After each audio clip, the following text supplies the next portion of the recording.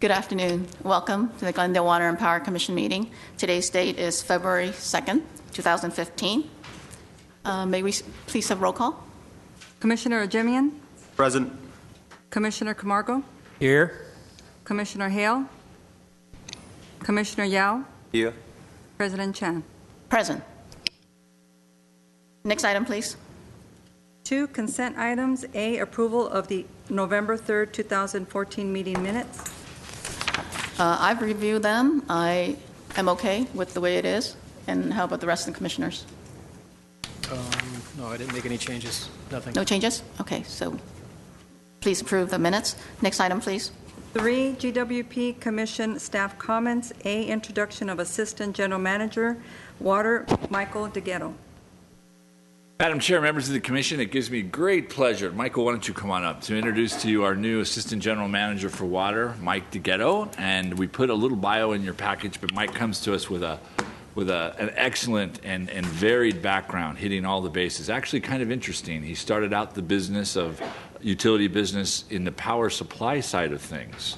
And as we approach the repower of Grayson Power Plant, we may have to see how much he remembers back from those days. But he then shifted to the water side of the business, where he worked for LADWP, and he's been involved in the private industry and the manufacturing and in water districts, and he comes to us with a great deal of experience and enthusiasm. We're very happy to have him here. I know the staff is happy to have him here. I know Mr. Abweg is ecstatic that he is here, but this was kind of the missing piece of our top-level management group, and so we're happy to have Michael here. So without further ado, I'll let Michael talk to you a little bit, or if you have any questions for him, please feel free. Good afternoon, Madam President and members of the Commission. My name is Michael DeGhetto, and I'm the new Assistant General Manager for Water. I'm looking forward to working with all of you, and I'm really excited about working with the team and my staff at Glendale Water and Power, really to help them provide exceptional customer service to all of our customers in Glendale. So, as Steve mentioned, my background kind of covers a lot of aspects of the water utility, and I'm happy to be here. Great. Welcome aboard. This is a very important position. We're glad to have you. Thanks. Thank you. Oh, may I ask, Michael, welcome as well. May I ask, am I on? Okay, the light's not on here. Some of your work history, I mean, Mr. Zone had mentioned some of the various background. Where did you last work, or in your previous position before that? Yeah, my previous position was at Golden State Water Company, which is an investor-owned water utility, and my position there was Capital Program Manager. So over the last 7 years, my team was responsible for the construction of close to $300 million of capital projects, water system capital projects, wells, pump stations, reservoirs, pipelines, and those sorts of things.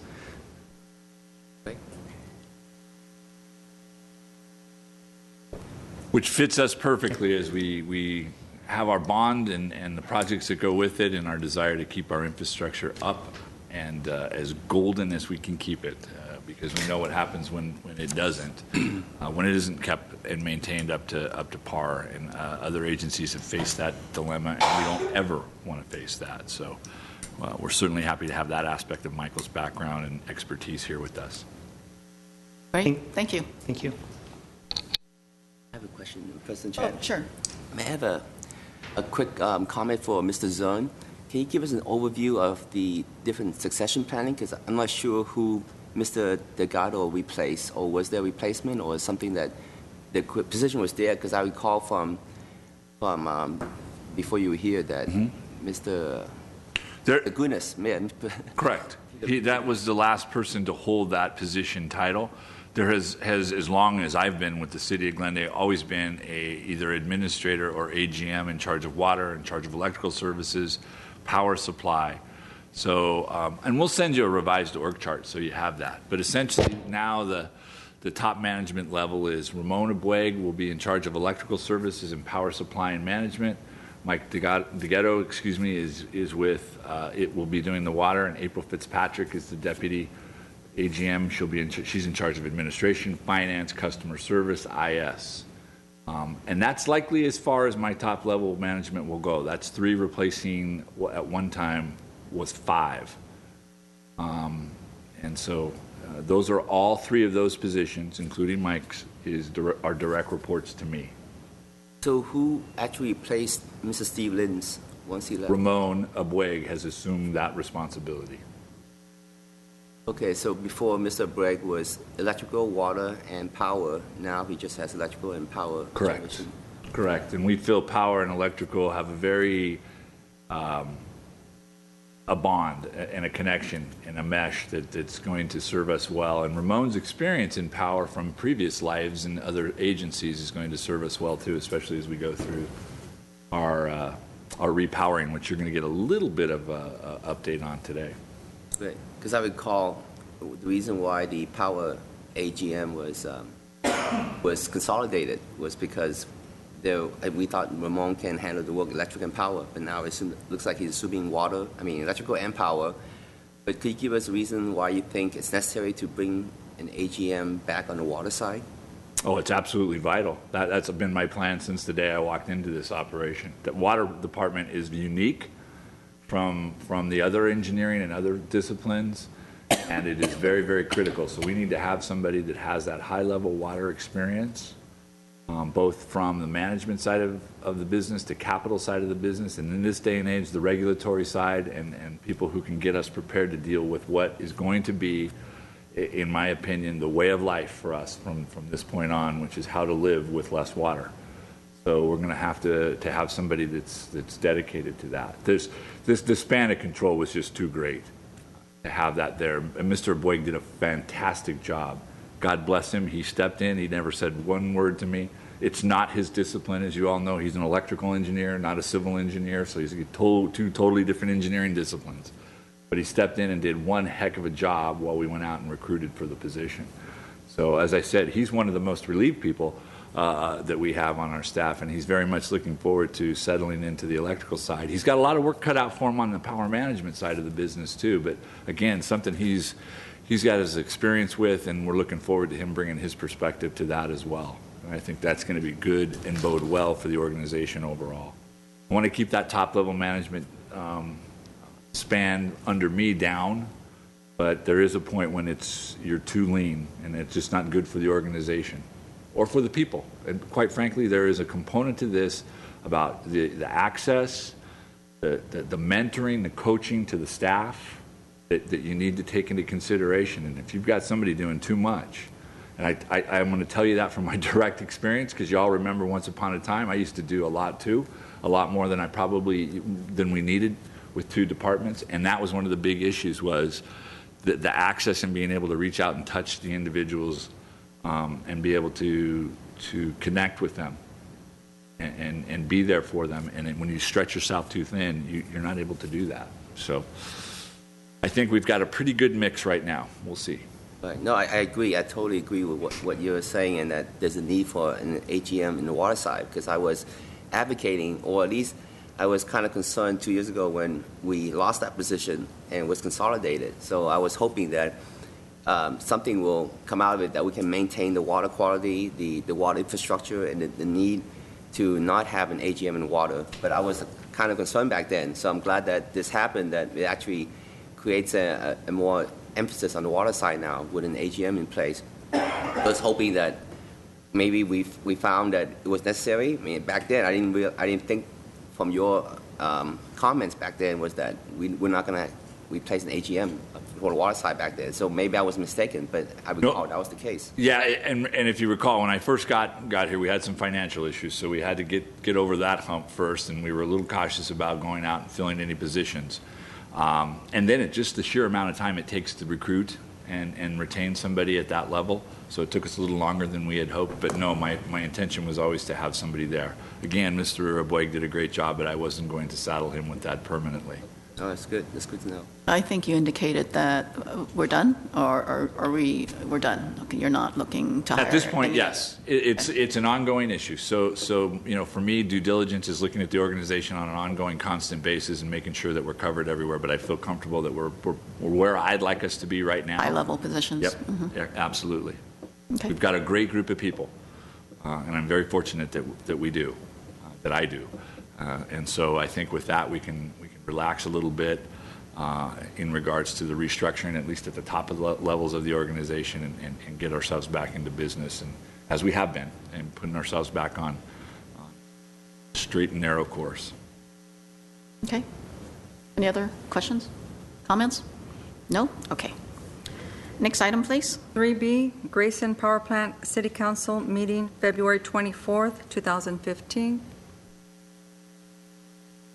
Madam Chair, members of the Commission, this is a new concept that the City Council is undertaking, and that it's been deemed work boot meetings, and this is where you have a council meeting, actually a public meeting, in place of the council meeting that particular evening, and it's focused at a particular site and a particular operation, so that folks can focus on that. Questions can be asked. People can take a look. In many cases, as is the case with Grayson, an area that is a hot topic right now as we talk about the repowering of the plant. But it's also a place that people don't know a lot about unless they see it from the freeway, and even then, you're not sure what that is. So this is an opportunity for us to show them, for the council to interact directly with the public, for questions to be asked, and it's more informational.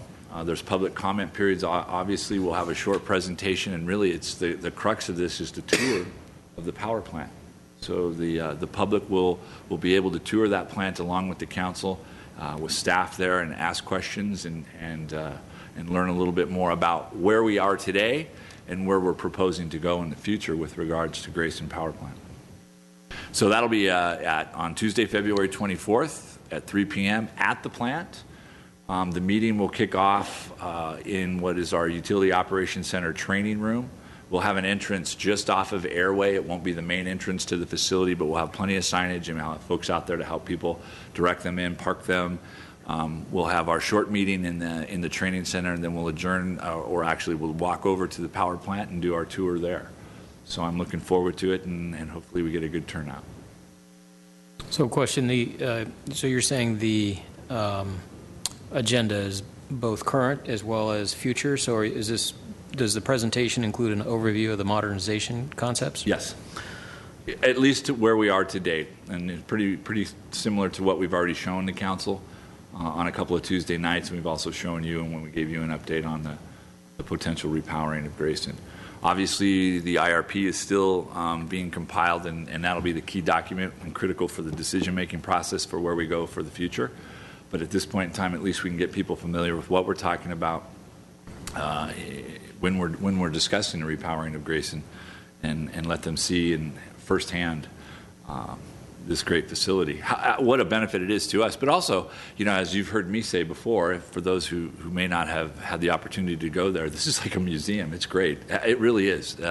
If you're any kind of an industrial historian, you'll see it right here. This is 1940s technology that's still providing electricity for our residents today. So you get a little bit of the museum aspect of it, but also you learn about where we're going in the future and what our needs are. So. And do you have an image of the expected attendance? I have no idea. No. Is this the first one of these work boot meetings that we've done here in the city? It is. We are honored to be the first that the council has selected to take their meeting out on. We're happy about that. Good. Good. All right. Next item, at the request of General Manager Zern, we are going to move the MWD presentation up, right? You want to read it? Right. 4C, Metropolitan Water District, California Drought Update. Madam Chair, members of the Commission, you had requested if we could arrange an update on the current drought situation and water supply to our area from the Metropolitan Water District, and they have been so gracious as to come and talk to you about that. So first we have Sarah Bartlett, who's going to give you the overview. We also have Jack Safely here. I don't know if he's going to speak, but we'll introduce him and get him his 15 seconds of fame in Glendale. Please, Sarah. All right. Good afternoon, Madam Chair. Good afternoon, members of the Commission. Thank you so much for the opportunity to come provide an update on Metropolitan's water supply conditions in light of the current drought. Just a little bit of background.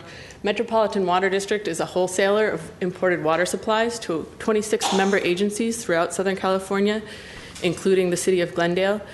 Our member agencies serve a population of 19 million people, and the average annual water demand of this area is 4 million acre feet. And imported water supplies from Metropolitan meet about half of that demand, or about 2 million acre feet a year. So Metropolitan has two sources of imported water supplies. First, I'll mention the Colorado River.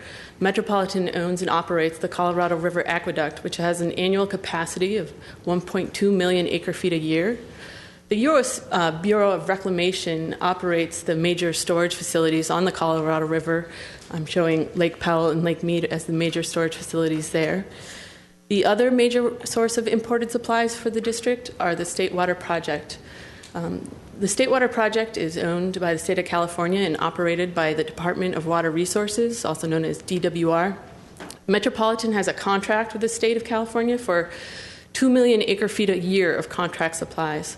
But the state allocates that contract supply on an annual basis based on hydrology and other factors. And for example, last year, the state allocated a record low 5% of contract supplies due to the drought.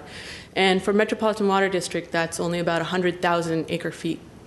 And to put that into perspective, that's the amount of water Metropolitan delivers to member agencies in about 2.5 weeks. So I'm going to recap how we managed to get through last year, 2014, on that low allocation from the State Water Project. And so first I'm going to show a succession of maps that show how the drought in California didn't occur overnight. We had our last wet year in 2011, where we got an 80% State Water Project allocation. In 2012, it was drier. We got a 65%. 2013 was actually the driest calendar year on record in California, and we had a very low State Water Project allocation of only 35%. And culminating in last year, 2014, not only was it dry in California, but it was the hottest year on record.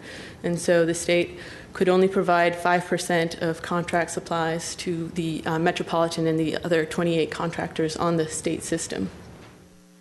So I'm going to show you how Metropolitan managed to meet member agency demands of 2.1 million acre feet last year. So I'm going to fill in this block with Metropolitan's water supplies. So first, we filled the Colorado River Aqueduct with about 1.2 million acre feet. On top of that, I'm going to add these contract supplies we received from the state. And you can see there's quite a large gap. And so we filled that gap by taking storage, pulling on Metropolitan storage reserves. So about 500,000 acre feet from our storage reserves on the State Water Project system. We also purchased a small amount of transfer supplies on the State Water Project. And we withdrew about 330,000 acre feet from our in-region storage reserves, and that includes Diamond Valley Lake and our conjunctive use groundwater storage programs in the region. So overall, this represents a total storage withdrawal of 1.1 million acre feet. And on our system, it looks like this. Most of the water delivered to our member agencies via the State Water Project was from storage. We also delivered 300,000 acre feet on the Colorado River Aqueduct from storage, and that was storage from our account in Lake Mead.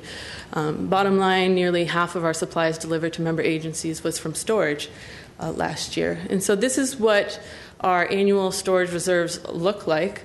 You can see in times of drought, Metropolitan pulls on storage reserves, such as during the 2007-2009 previous drought in California.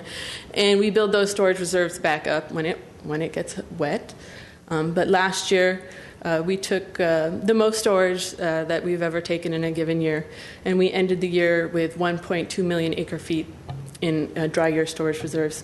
And the tricky thing there is that a significant portion of that storage is in groundwater, which is difficult to extract. We can't get all of that out to help us through this year. So let's take a look at where we are today.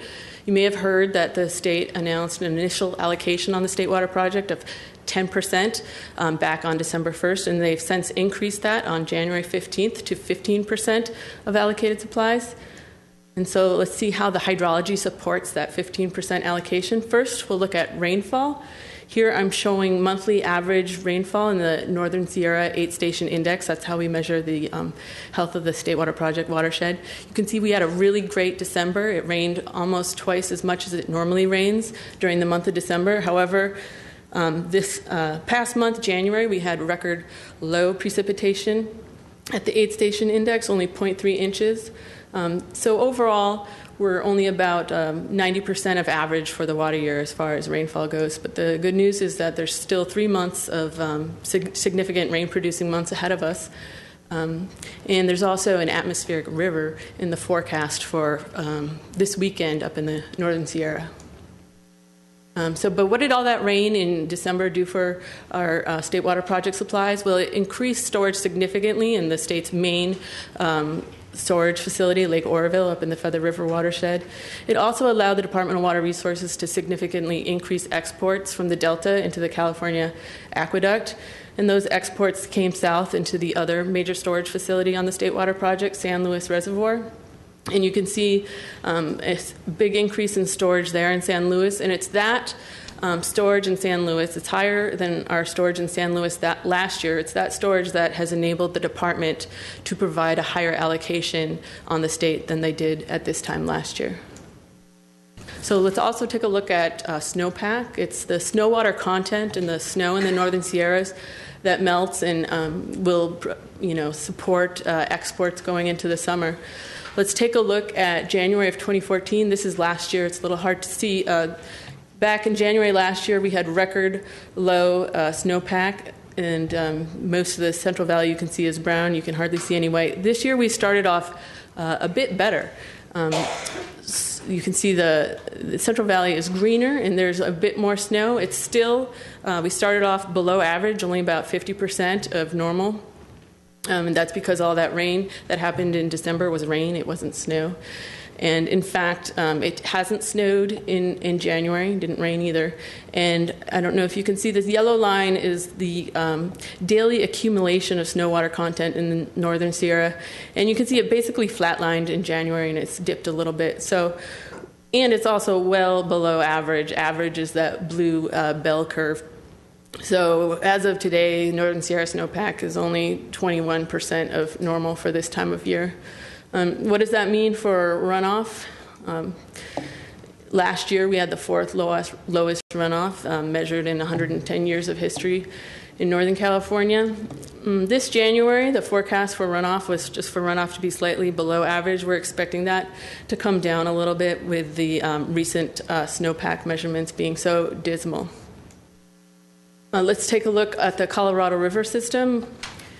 Snow water content there is slightly below average, and runoff projected for this water year is also slightly below average. But I'd just like to point out that in the last 15 years, there have only been 3 water years with runoff into Lake Powell that's above average.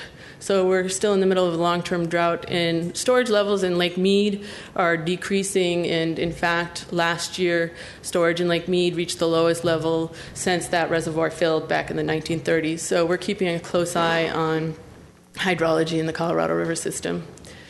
So now let's just take a quick look at how Metropolitan is going to be managing through this year, 2015. And I've got 2 scenarios. 20% based on different state water project allocations. So first up is a 20% state water project allocation. I mentioned that the current allocation is only at 15%. So this is assuming that the hydrology in the coming months will support an increase to a 20% allocation.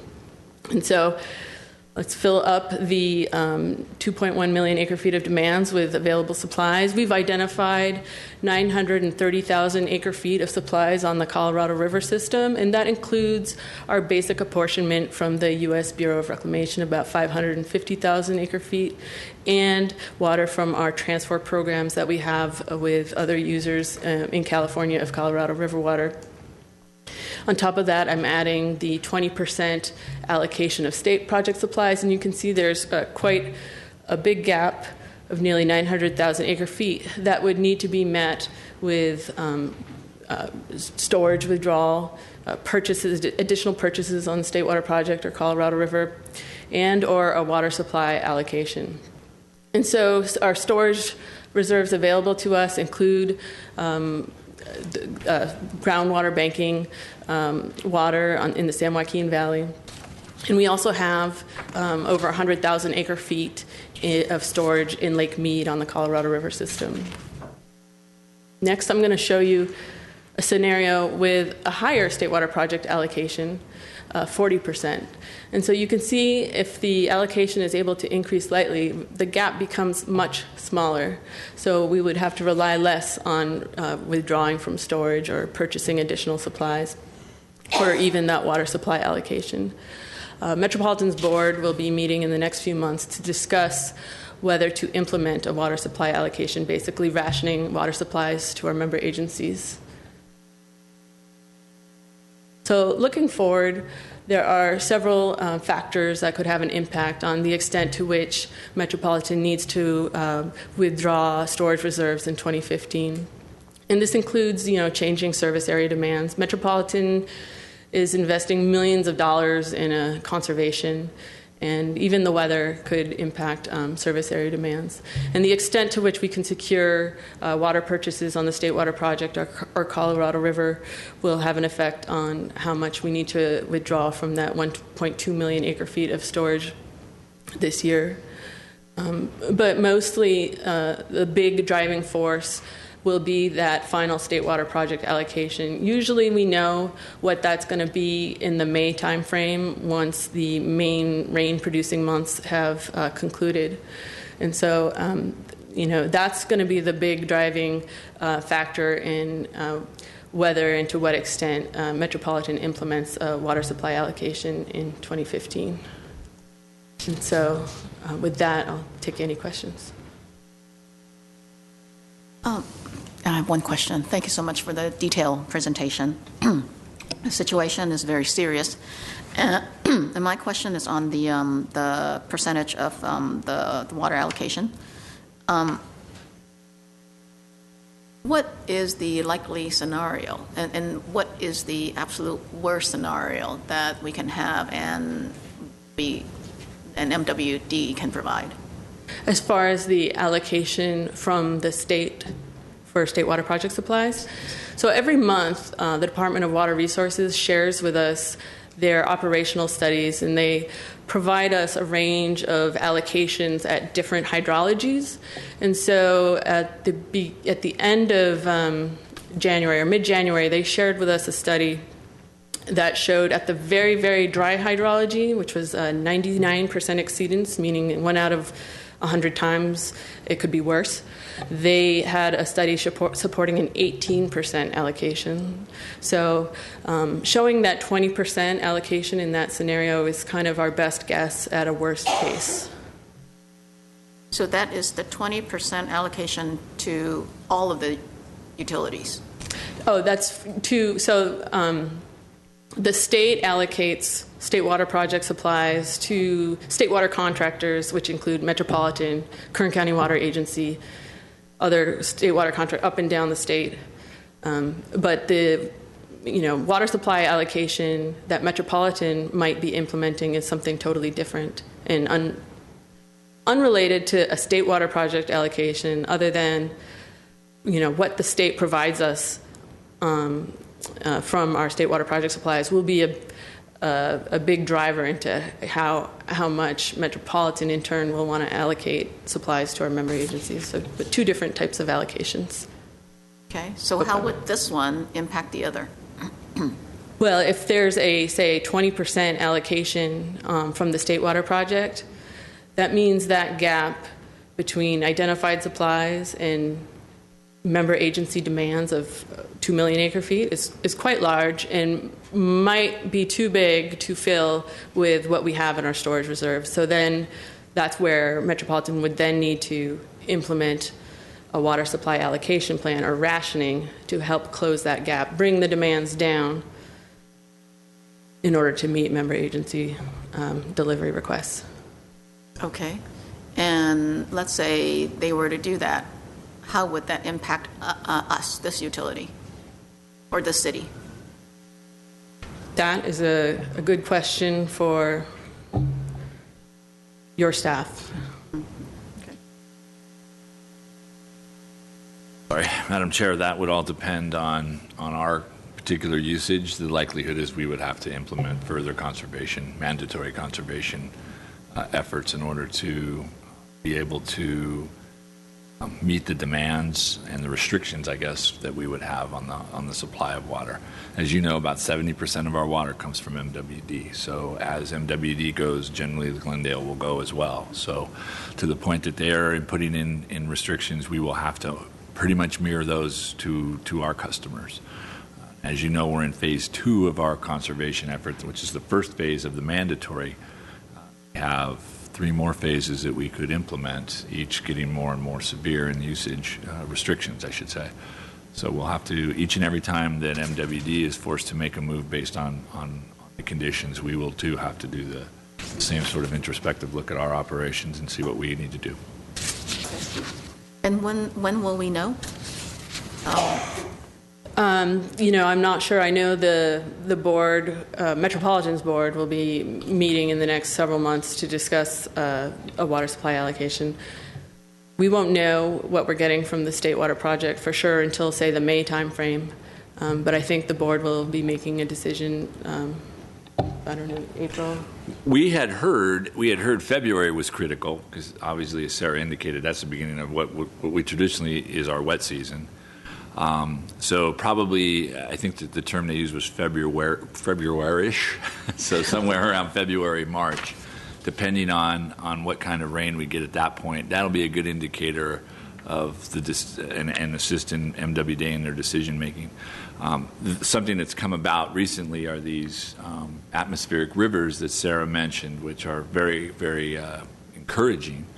And so to the extent that those come to fruition and we realize a pretty fair amount of precipitation based on those, that could help tremendously. But I think you're going to see this month being very, very critical. So at the end of February, beginning of March, if we haven't seen the kind of rain, and I'm anticipating it's going to have to be some pretty good, a lot of rain days and a lot of rainfall.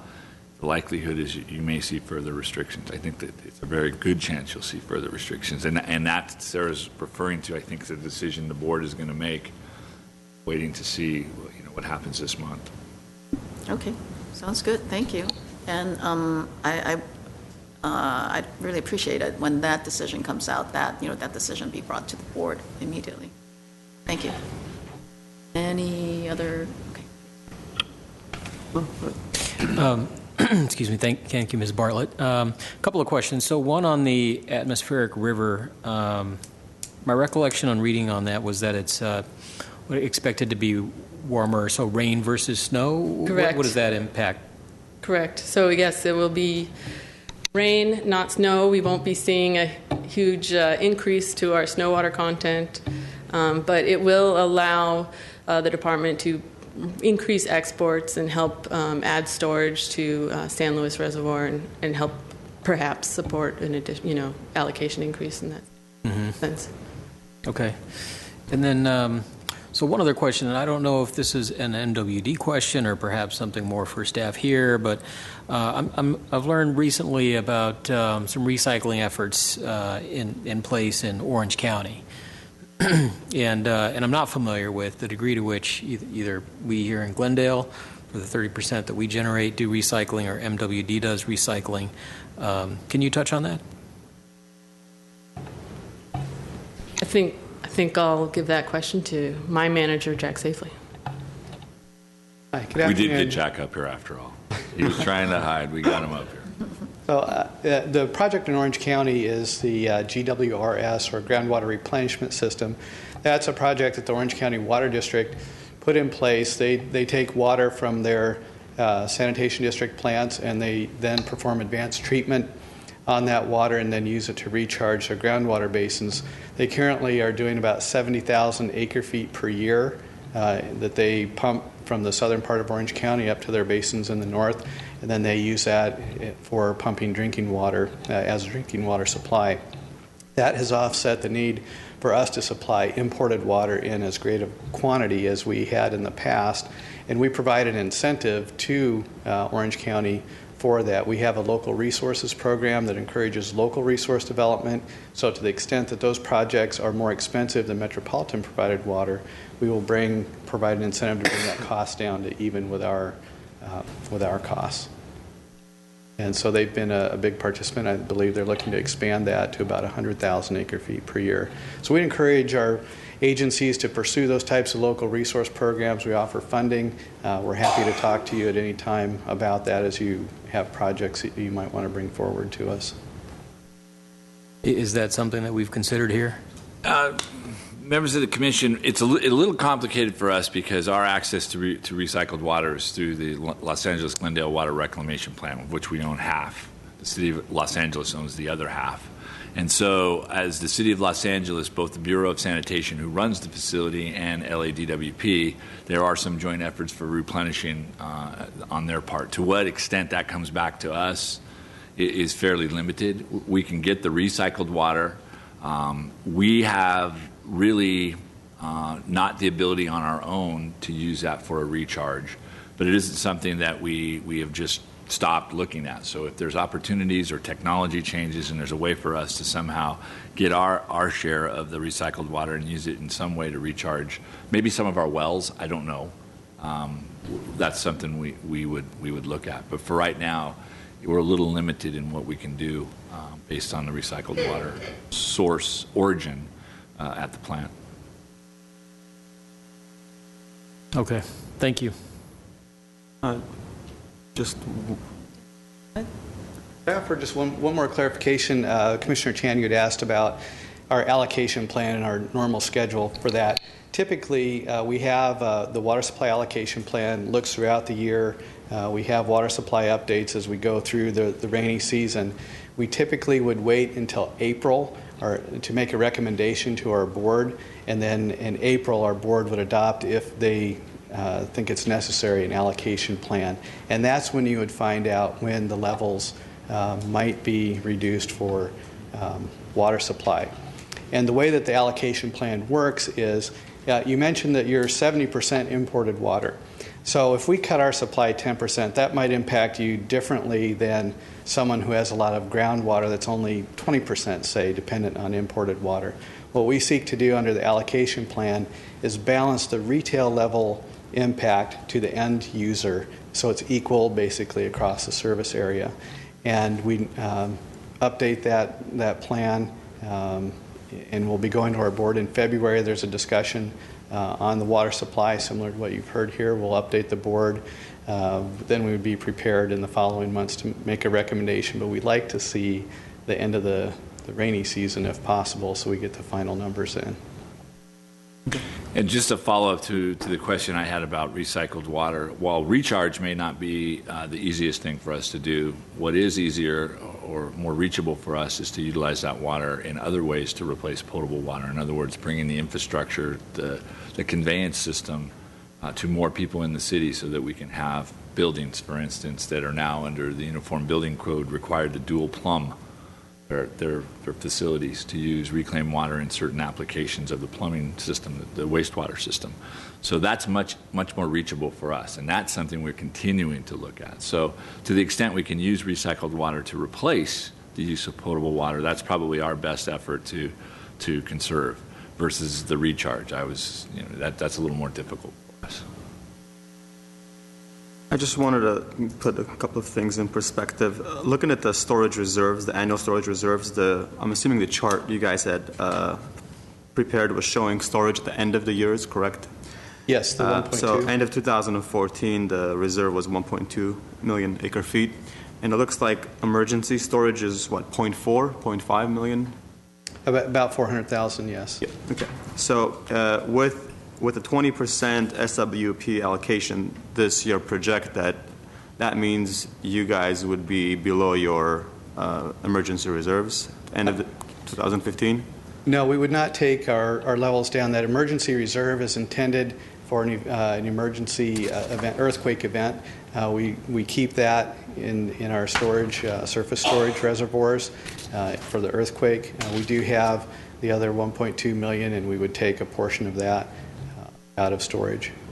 So if it was 1.2 end of 2014, I'm assuming for January it's gone up slightly, or it stayed about the same? It's about the same. We have the ability to take about 500,000 acre feet out of that 1.2 and deliver it to our service area. So that's the part of that buildup that would be used to meet that shortage that Sarah showed you on the other slides, and a combination of use of storage or allocation plan would meet that shortage in demand. So it sounds like May will be decision month. Yeah, April, May will yeah, be, regardless of what happens. The board could decide if February stayed extremely dry, the board could decide maybe a month earlier if it looked like conditions would warrant it, but we have that as an ongoing update at our board meetings on the second Tuesday of every month. Okay. All right. Thank you. Oh, thank you, Jack. I just have a question for Mr. Zone. I just have two items. One is about local storage, and another one is about the update on the drought rate. Could you touch on the drought rate status at this point? Because I think the City Council had approved the revised water rates tier structure, and then there was some discussion about the drought rate being suspended until we find out more, maybe implemented 6 months later. So I think we're around that time frame. Do you have a status on that? I provided the city manager and the city council with the status that is a 6-month moratorium. Without action, it would end at the end of this month. March 1st, it would go, the new rates would go into effect. So I have provided the council with that information, and I'm waiting to hear back to see if they have any direction for us. So you're still going to implement the drought rate starting March 1st? That's at this time. That's when it will go into effect. It takes no action to implement it. It's simply the 6-month moratorium will end the way that the council had set that up originally. So wait and see if council has any questions or has further direction on that. Could you remind the public what the impact of the drought rate would be? Was it a percentage? The impact I would recommend, if I may, this is starting to morph into a topic that's not agendized, so we could certainly bring that back at a future meeting, but I don't want to have a lengthy discussion about drought rates since it's not on the That's fair enough. I mean, we're talking about drought conditions, so that's fair. What about touching on the water supply issue? What about local storage? What's the consideration for GWP on increasing or enhancing our storage capabilities? I know we have a main Chevy Chase reservoir. Are there any future plans in making sure that we have enough adequate storage, at least on the local level? Mr. Yao, I think we have sufficient local storage at this point in time, considering what it takes to build a reservoir.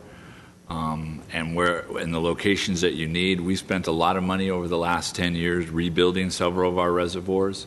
So I think our storage is good where it's at. You have to be very careful about not building to a drought condition and then being we have oversupply when those conditions end.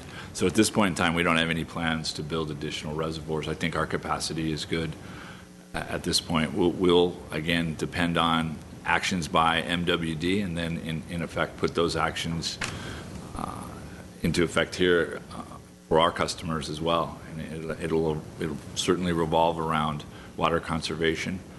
Did we draw down any local storage at all last year, 2014? No, our storage we keep pretty consistent. One of the things we did take a long look at, though, was we had an internal policy of, I think, keeping, and many others think, keeping too much water in the reservoirs.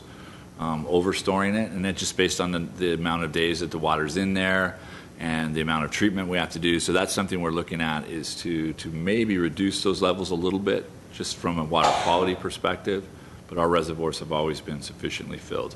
Another thing that comes into play, especially when you're talking about the hillside areas, is and the summer months, the drier summer months, is to keep those reservoirs full in the event that we have a fire situation, a fire event.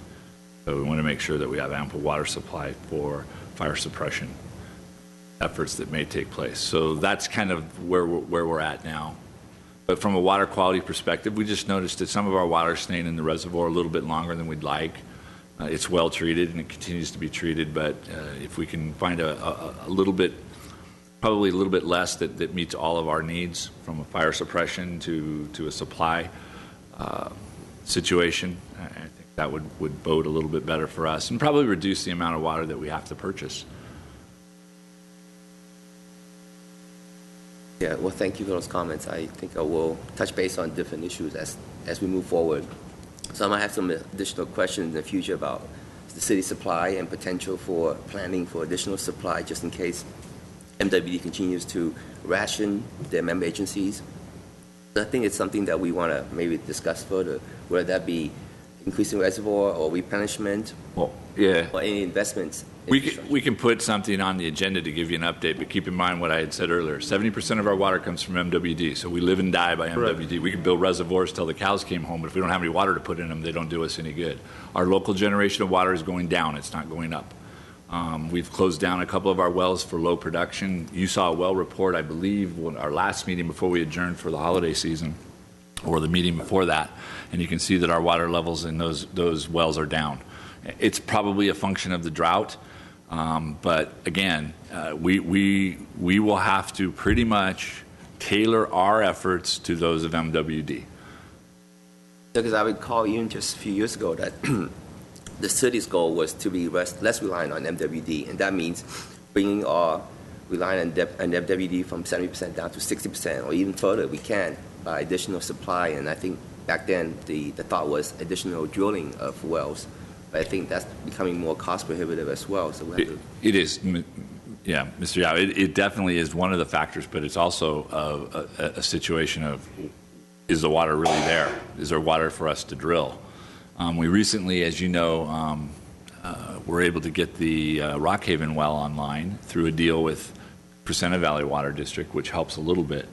But the rest of our wells are producing less than they have in the past. And at this point in time, further production or further local production doesn't look feasible. And again, I think these are functions of the drought. So we're really going to have to kind of wait this out and see and really focus on conservation efforts, working hand in hand with MWD in order to explore everything we can. Our staff here on community outreach and all the programs that we can offer, from turf replacement to water savings through capturing runoff, cistern and barrel collection, anything that we can get folks to do, plus all of those other things. Put a bucket in your shower while you're warming up the water. Turn the faucet off when you brush your teeth. Hartunian has gotten that message out over and over and continues to do that. So it's really that's I think our focus is going to be, and to the extent that we can expand our recycled water use, that may be the real key for us. So. Yes, I commend staff's effort on this front. Going back to the drought rates, since it will go in effect March 1st, if City Council does not pull that out, then can we have a reminder or refresher of the rates in the next meeting? We'll put something on the agenda next meeting regardless. Yes. So one way or the other, we'll talk about it. Sounds good. Okay, thanks. Any other questions, comments? No? Okay, next item, please. 4A, Integrated Resource Plan Update. Madam President, members of the Commission, we had promised you we'd come back around the halfway point, which is where we're at in the development of our Integrated Resource Plan, which I mentioned earlier is the key planning document for us going forward for not just the repowering of Grayson, which is our local generation, but also how we're going to procure energy for the next several years, meeting all of the demands and that are on us for renewables, limited supplies, environmental issues related to coal production, and I'm thinking that certainly even natural gas production will come into question in a few years down the line, and also transmission, which is really the critical issue for us, and how that all ties together. So it's a lot of technical work that's gone on. But Mr. Peters, Lon Peters, has for you an update, like I said, about our halfway point. We hope to have this document done in April, and we'll then bring that back and present it to the council. And from there, council will give us direction on a number of things, not the least of which is what we want to do with Grayson for the future. So with that, I'll let Mr. Peters proceed. Good afternoon, Madam Chair, members of the Commission. I'm Lon Peters, Integrated Resources Planning Administrator, and I report to Mr. Boig. As Mr. Zern mentioned, we are a little past the halfway point now. We'll talk about the schedule toward the end.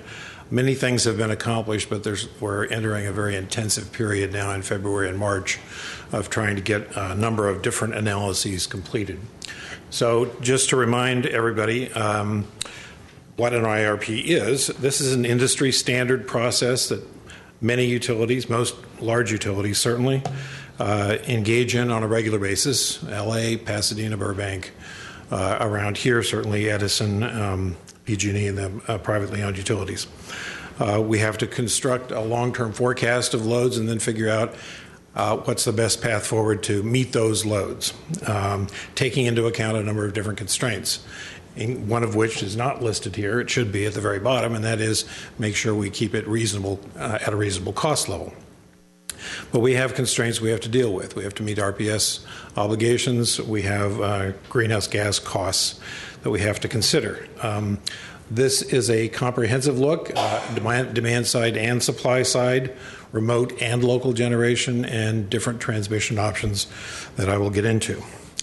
First step is to develop a load forecast, and that is completed at this point. This slide shows you the residential sector, which is about a third of our total obligation to serve. It shows over the next 20 years, we have a baseline energy forecast, which is the line at the top, and then we take into account energy efficiency savings, and we see that as those grow over time, as those accumulate, we actually have somewhat smaller total energy loads to serve. So the baseline assumes normal weather. It assumes a very slow increase in the amount of energy we sell per meter, to take into account addition of electronic devices, for example. We have some electric vehicle penetration that's embedded in that as well, and gradual economic growth. So that all adds up. There's a little bump at the beginning because we have some construction going on right now, but once we get past that, we assume that we're pretty much built out and we don't have any new large new sites. When we add up all the different sectors, sorry. What is the demographic growth that you're projecting? I would have to I'm just curious. I would have to look that up. I understand a lot of people are moving into Glendale these recent years, so I'm just curious what kind of population growth are you anticipating? I will have to get back to you on that one. Okay. When we add up all three sectors, which for some reason are, oops, wrong slide. The three sectors are shown at the bottom: residential, small commercial, and large commercial. You see basically the same pattern. The different sectors are about the same size, and we see the energy efficiency savings growing over time as well. So by the year 2030, we are back down to where we are today, roughly, in terms of total annual energy sales. We also have to be concerned about the peak load. Our historical peak is about 340 megawatts. We have to add a planning reserve of 15% to that to meet reliability criteria. But this shows you the forecast of the actual peak, of what we think the peak load is going to be, growing toward 350 and then falling off, along with conservation efforts. So it's consistent with the other slides. So the next question is, okay, how do we meet those loads? We have certain existing resources today. These are called outside resources, meaning outside the city. So we have Grayson, which I'll talk a lot more about, and then we have imports. This shows you our current portfolio of imported energy supplies. A lot of it is labeled or is renewable, but we also have two significant coal plants, a share of a nuclear power plant, and some gas in Burbank. The most important thing I think about this slide is to look at the last column on the right, which shows you the dates when those contracts fall off. And at the end of 2017, the San Juan unit is scheduled to be shut down completely. We hope those negotiations are fruitful. That's not done yet. In 2022, We have a wind contract in Wyoming that falls off. We don't know whether we will be able to or whether we will want to renew that. In 2027, we have a number of shutdowns or contract terminations. The Intermountain Coal Plant contract expires. We have a geothermal and wind contracts that also expire in that year. So we have to be prepared to replace those supplies over the long term. So the next, Peters. Sorry. Can you touch on, you mentioned with respect to coal that those contracts were considerable. Can you talk about the do you know the megawatts that go along with all of these various imports? Most of them I have in my head. We have about 40 megawatts of Intermountain coal. That varies a little bit from year to year, depending on what decisions are made by Utah purchasers.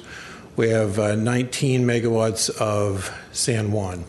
So that adds up to about 60 megawatts. The capacity factor on coal is typically fairly high, at 75 or 80%.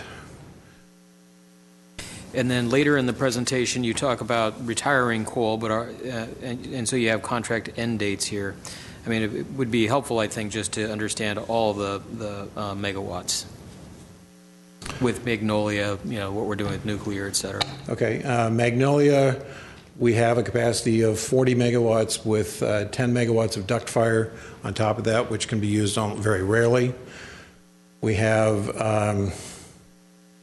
I don't have all of these numbers in my head. Hoover is about 19 megawatts. High Winds is single digits. Wyoming Wind is single digits. Ormad is single digits. Pebble Springs is 20 megawatts, and Tieton is 10 megawatts. So I can go. Why don't we put together a list and we'll email that out to everybody so Thank you have that.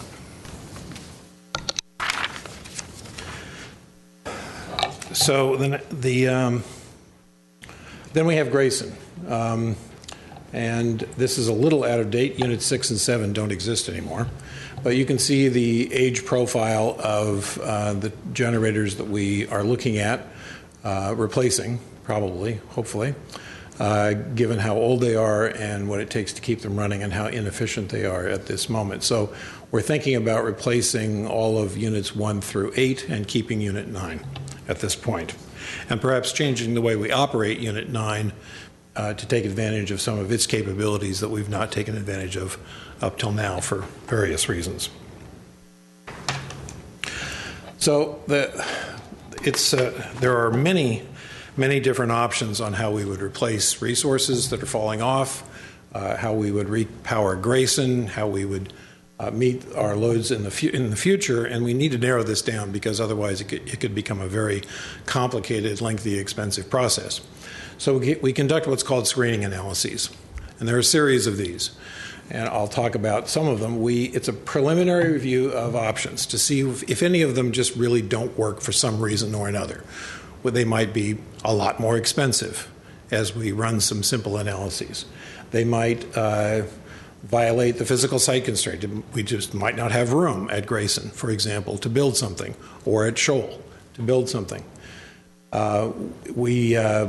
We've put together some configurations of at Grayson to make, and then we test them against the criteria that we have to meet, not only meeting the load, but also meeting reliability criteria. So we want to narrow this list, these various lists down. We're going to narrow it down to 2 options at Shoal Canyon to burn the landfill gas, 9 options to start with at Grayson. We're going to bring that down to 5, and I'll show you a chart later about how we do that.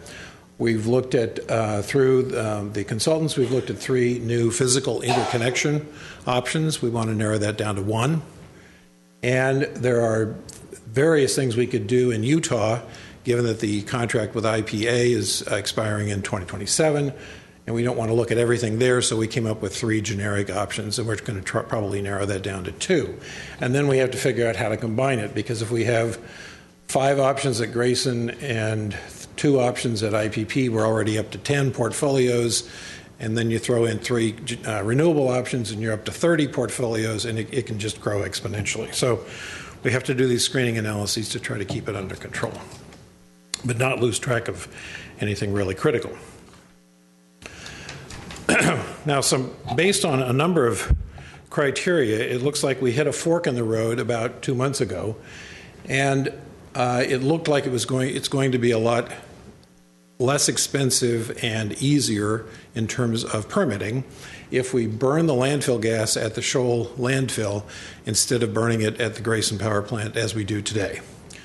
There is a specific exemption from air permitting at the South Coast Air Quality Management District for essential public services, which includes combustion of methane from landfills. There's a pipeline that connects Shoal to Grayson, and we're concerned about the age of the pipeline and the safety of the pipeline. And if we could avoid that pipeline, that would be a benefit as well.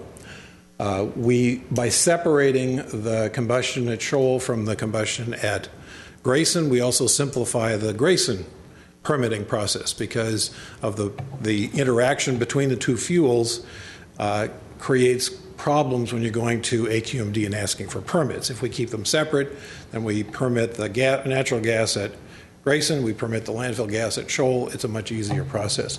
We might even be able to get the permitting done for landfill gas combustion at Shoal more quickly as a result of all this.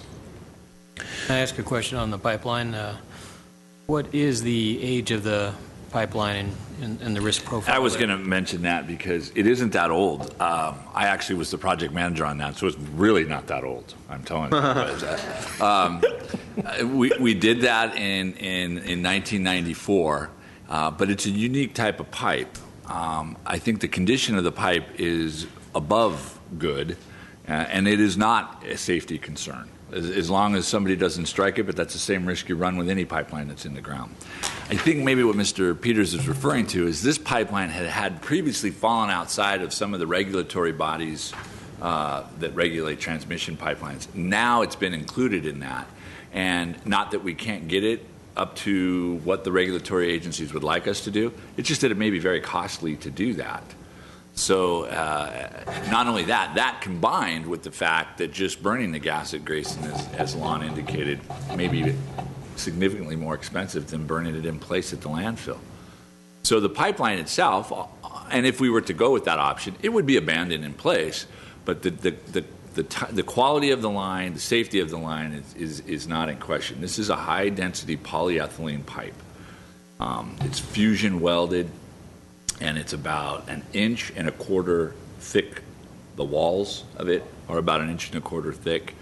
The technology is still very, very relevant today. So we're not talking about a steel, a cast iron, anything like that has issues with corrosion and that type of thing. So I think we've had one issue with that pipeline since it's been built, and that was man-made, man-caused. Somebody hit it with a backhoe, which happens from time to time, unfortunately. So the pipeline is sound. It's just that it may be superfluous when we get to the end of it from just an efficiency and a cost-effective perspective. Okay, thanks. So I think what I'm hearing from you is that it's not as much about the safety of the pipeline as the efficiency and the permitting issues benefits, I guess, that we get from burning the landfill gas up the hill rather than transporting it. Right. Yes.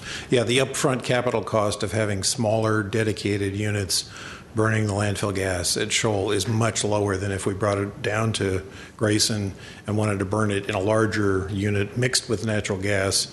The cleanup costs become much, much higher. Do you have a number yet in terms of like savings? Just on the cleanup costs themselves, or everything? Just burning it right there instead of moving it. Like, do you have the whole financial picture? No, we don't have that yet. No, we're trying to compare the cleanup analysis, as the second bullet indicates. We're trying to figure out what actually needs to be done. So Venture Engineering from Pittsburgh is working with the manufacturers of these smaller dedicated combustion turbines or internal combustion engines to find out exactly what the cleanup standards are, what the compression standards are. and how much electricity they use, what the cleanup equipment uses, and what the maintenance is over time, what the risks are that we need to be concerned about. So we have to finish that analysis, find one option that's going to work at Shoal, the best option that we think is going to work at Shoal, and then fold that into the rest of the analyses. I see. What is the timeline? Timeline? No? No. Okay. I think, Madam President, that right now we have a lot of preliminary issues. I think you're going to see the whole cost will come together much better at the end. So that's something in our final presentation of the draft. At the end of this process right here. Okay. So we'll be back to you to show you that, to show you the end product right before we go to council with it. And I think that it'll all come together a little bit better there on what the cost options are. So that document is sometime in April, May that we would be back to show you. 4 months. Okay. So can I ask, since people are asking about landfill gas here, what's the purpose of cleaning it up? Because I thought you're using landfill gas now to transport to Grayson to power the generate power, but what's the purpose of cleaning up to implement an ICE engine or a small combustion turbine? The only technology that can burn the landfill gas as it is right now is the 1940s boilers at Grayson. If we want to burn it in an internal combustion engine or in a combustion turbine, we need to meet the standards, the quality standards that those manufacturers require of that new equipment. And there are particular ingredients, components in the landfill gas that will destroy, or that could destroy, equipment if we didn't clean them out first. The siloxanes are the worst. It's extremely corrosive. Our methane, our landfill gas is about 30%. I think, we'll say 33, 34% positive, but right around the low 30s. And it has a lot of other corrosive materials in it, and it just kind of wreaks havoc on the burners. It's interesting that our oldest units are the ones that are capable of doing it. So the cleanup obviously gives us an advantage for all of the permitting and air quality issues. It also will give us, I think, a price advantage on the equipment, as we're able to buy equipment that's a little bit more streamlined, doesn't have to have anything special to burn this special mix of gas. The other thing is, by cleaning it up to pipeline standards, which is allowable by law, we could actually sell it too. And that could be a valuable commodity. I'd much prefer to see us use it all for our own generation, but to the extent that it is a valuable commodity that others could use for their renewable portfolio, there's a chance we could sell it. And by that I mean is if it's cleaned up to this certain standard, we can put it in a natural gas pipeline. That's allowable under the law now. And biogas is very valuable.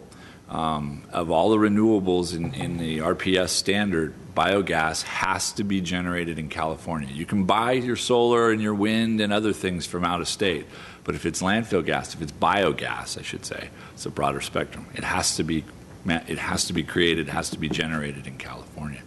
So, and I'm not proposing that we would sell it, but the opportunity is there, especially if we have it cleaned to a certain quality, and then we can just put it into the existing natural gas transmission infrastructure. So it's also valuable for us. I mean, if we generate renewable energy based on natural gas, then we can use that to our own renewable portfolio. Absolutely. Because right now, even with the amount, we do some level of cleanup on the gas, but it's blended, so it's not even burned on its own. The BTU content's just not high enough, so we have to blend it with natural gas in order to create enough energy in order to produce the electricity. So, to the extent that we clean it up even more, we do it on site. Again, I'm not making a decision right here, but it's looking very promising for us to have it as a local, to have it all localized right at the landfill. And that landfill will produce. We're still producing gas off the inactive side that closed in 1976. So you can imagine we got at least 20 years left in that landfill, maybe more. So there's a lot of potential gas in that facility. Sorry, Mr. Peters, stole your thunder. It's okay. I got more thunder. Okay. Always count on it. And so Venture's trying to help us with the screening on the options on landfill landfill cleanup, as well as what type of combustion we might actually use. And I think we're probably going to have about 15 megawatts when we're finished that would be running pretty much all the time, 24/7. At a much lower heat, not a much lower heat rate, but at a lower heat rate, so we'd get more renewable energy megawatt hours out of it. out of the landfill gas. At Grayson, it's more complicated. We're also looking at a much greater range of options. We've heard the question asked, what if we did not have as much local generation as we have today? What would the consequences of that be? So we're putting together what we call a run-to-fail scenario. We're putting some millions of dollars into the equipment right now over the next few years to keep it going. But if we stopped at that point, how long could we reasonably expect the equipment to last? What would it cost to keep it going? And when would it basically no longer be functioning? So that's one scenario.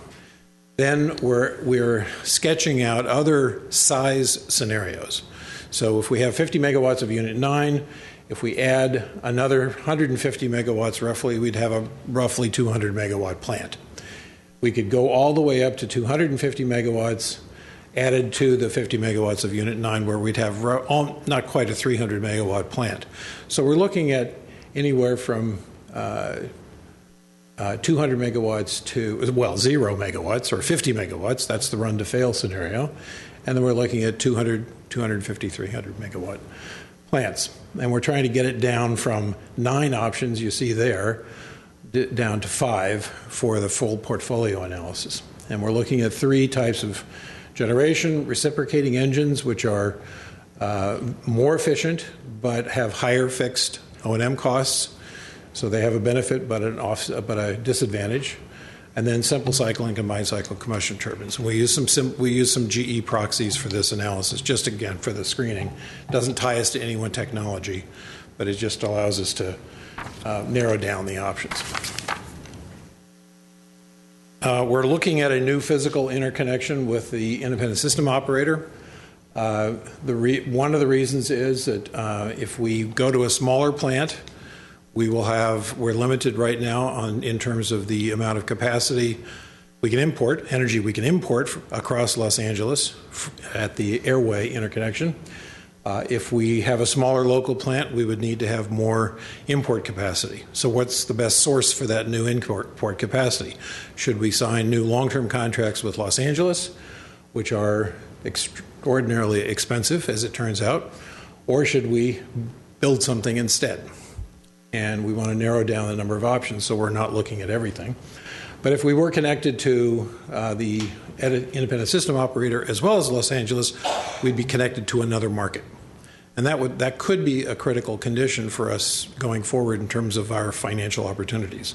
We might be able to buy services from the ISO. We might be able to sell services to the ISO, not join the ISO, but stand outside the ISO buying and selling, as we do today, but having an actual physical interconnection. There are a very limited number of places where we could actually contemplate building anything inside the city, so we're going to pick one for the IRP. It looks like, I'll talk about it here. So we're at the screening stage. Stantec, which is the owner's engineer, Venture, which is the landfill gas cleanup engineer, is providing specific configurations to PACE, which is running the model that dispatches the portfolio of resources to meet our loads. Venture's not done. They should be done in about 2 to 3 weeks with their work at Shoal. We've already got a preliminary ranking, which I will show you on Grayson, of the 9 options. And then we've identified one new physical interconnection from the Kellogg substation to Eagle Rock. Actually at Eagle Rock. That's where the Edison substation is, right at the base of Eagle Rock. So of the 9 Grayson screening options, this is a slide that shows you part of the story that you were asking earlier about, Madam Chair. And that is, what's this going to cost and what do the cost differentials look like? So this is different sizes of or different new amounts of new megawatts at Grayson, all the way from 150-ish on the left, and I say ish because these things they're lumpy. They don't come in exact increments of 1 megawatt, all the way up to 250-ish megawatts on the right side. And this analysis is not complete. It does not take into account meeting all the standards, all the requirements, but it does meet load as forecasted. All of these would meet load. They would rely to a greater or lesser extent on additional import capacity. So if you're over on the left-hand side of the slide, we have to buy more or build more transmission to get energy in. If you're on the right-hand side, you don't. These take into account the cost of actually getting the air emission permits, which can be as much as tens of millions of dollars up front. The cost of carbon allowances after 2020 when the free allowances go away. So as we're running the model to meet load, it's taking into account $20 to $30 an allowance out over time. And you can see there are some fairly clear winners and probably some ones we want to exclude. So we're thinking of for the future or for the next round of analysis, we want to keep one of the smallest options.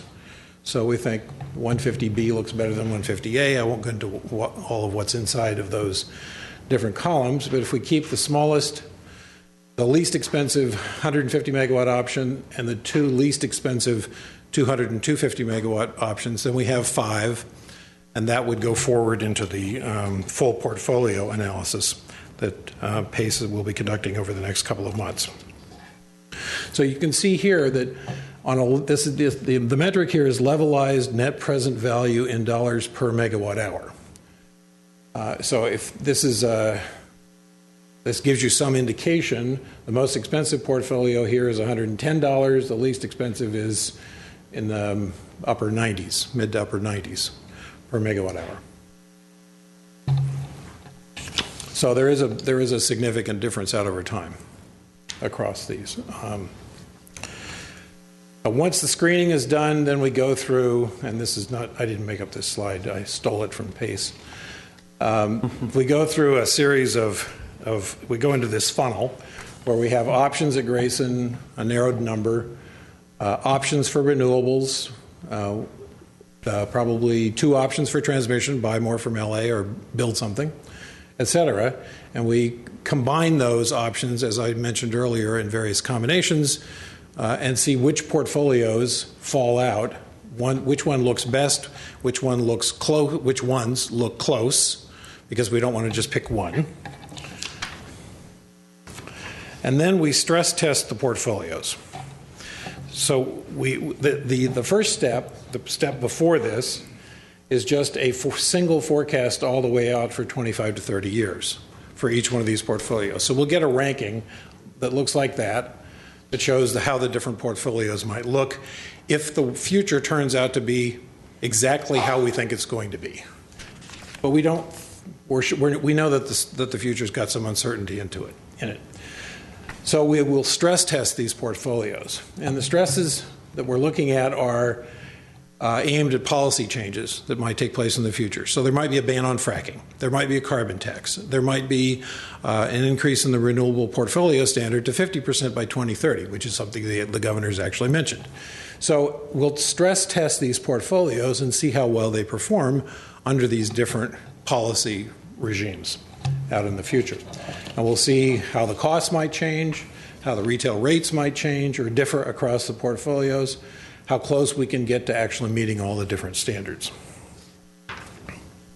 When we're done with that, we will be able to report to you metrics for the portfolio. So there will be a couple of financial metrics, some RPS metrics, and other environmental metrics.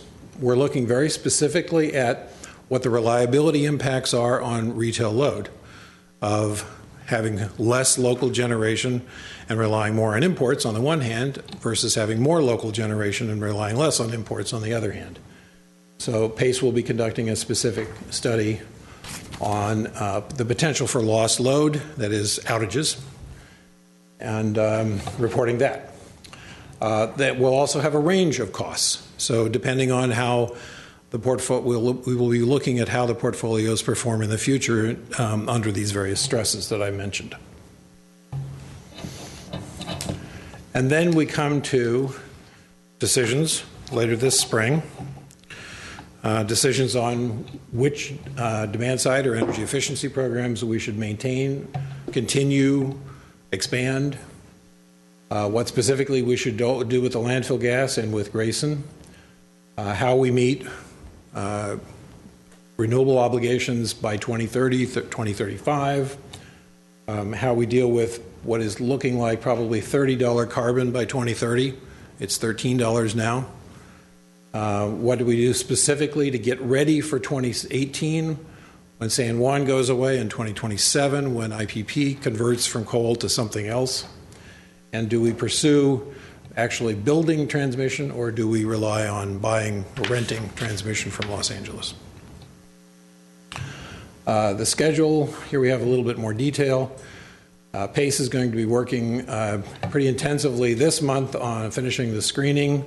We have weekly conference calls. Every portfolio that they want to run through the model takes overnight, which is another reason why we need to limit the number of portfolios we actually test, because this takes a lot of computer time. In March, we'll have the reliability analysis that I mentioned, some analysis of what might happen if GWP moved toward time of use rates from flat energy rates as we have today, draft reports, and then a final report is still scheduled for April. That's what I have.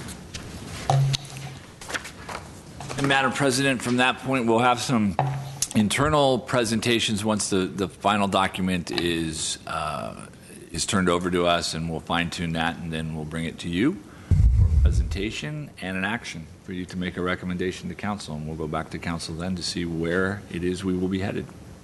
And you will need these decisions before you can wrap up the budget, correct? Not necessarily. Necessarily? Okay. It would be nice, but we're certainly not going to tie the two together. So if in fact this is moving a little slower because it's more deliberate and we need to make critical decisions, I'm not going to rush it for that. We'll come back and make budgetary considerations later and adjustments if we have to. So they're not necessarily tied. Okay. Sounds good. Thank you. Good. Thank you. Any other comments, just have a questions? question. Okay. You mentioned the last slide about TOU rates. Don't we have those now? I mean, or how will the study will recommend a different TOU rate system? Well, the question, I think, is whether there might be a move from optional TOU rates to opt-out TOU rates or opt-in TOU rates. Right now, it's opt-in, so you choose whether you want to have TOU rates or not.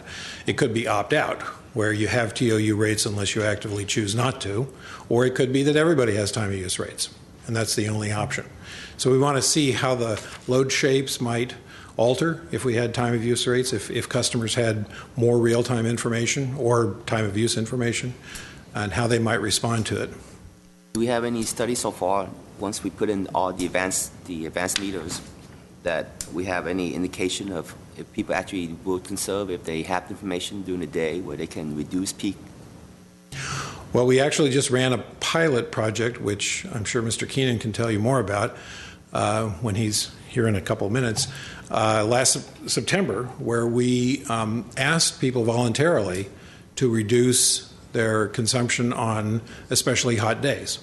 And it was a pilot project. The residential customers were divided into two categories, and it looks like there was a significant savings simply by asking people to conserve on an especially hot day and providing them information about things they might do to help conserve. Yeah, I think generally when people have more information and that kind of real-time information, they make good decisions. We've seen it over and over, and so they appreciate that. We got a few people who didn't appreciate us calling them up, but that's to be expected. But I think for the most part, if you're informing people and they have the various options in which to gain that information, they're making smart decisions.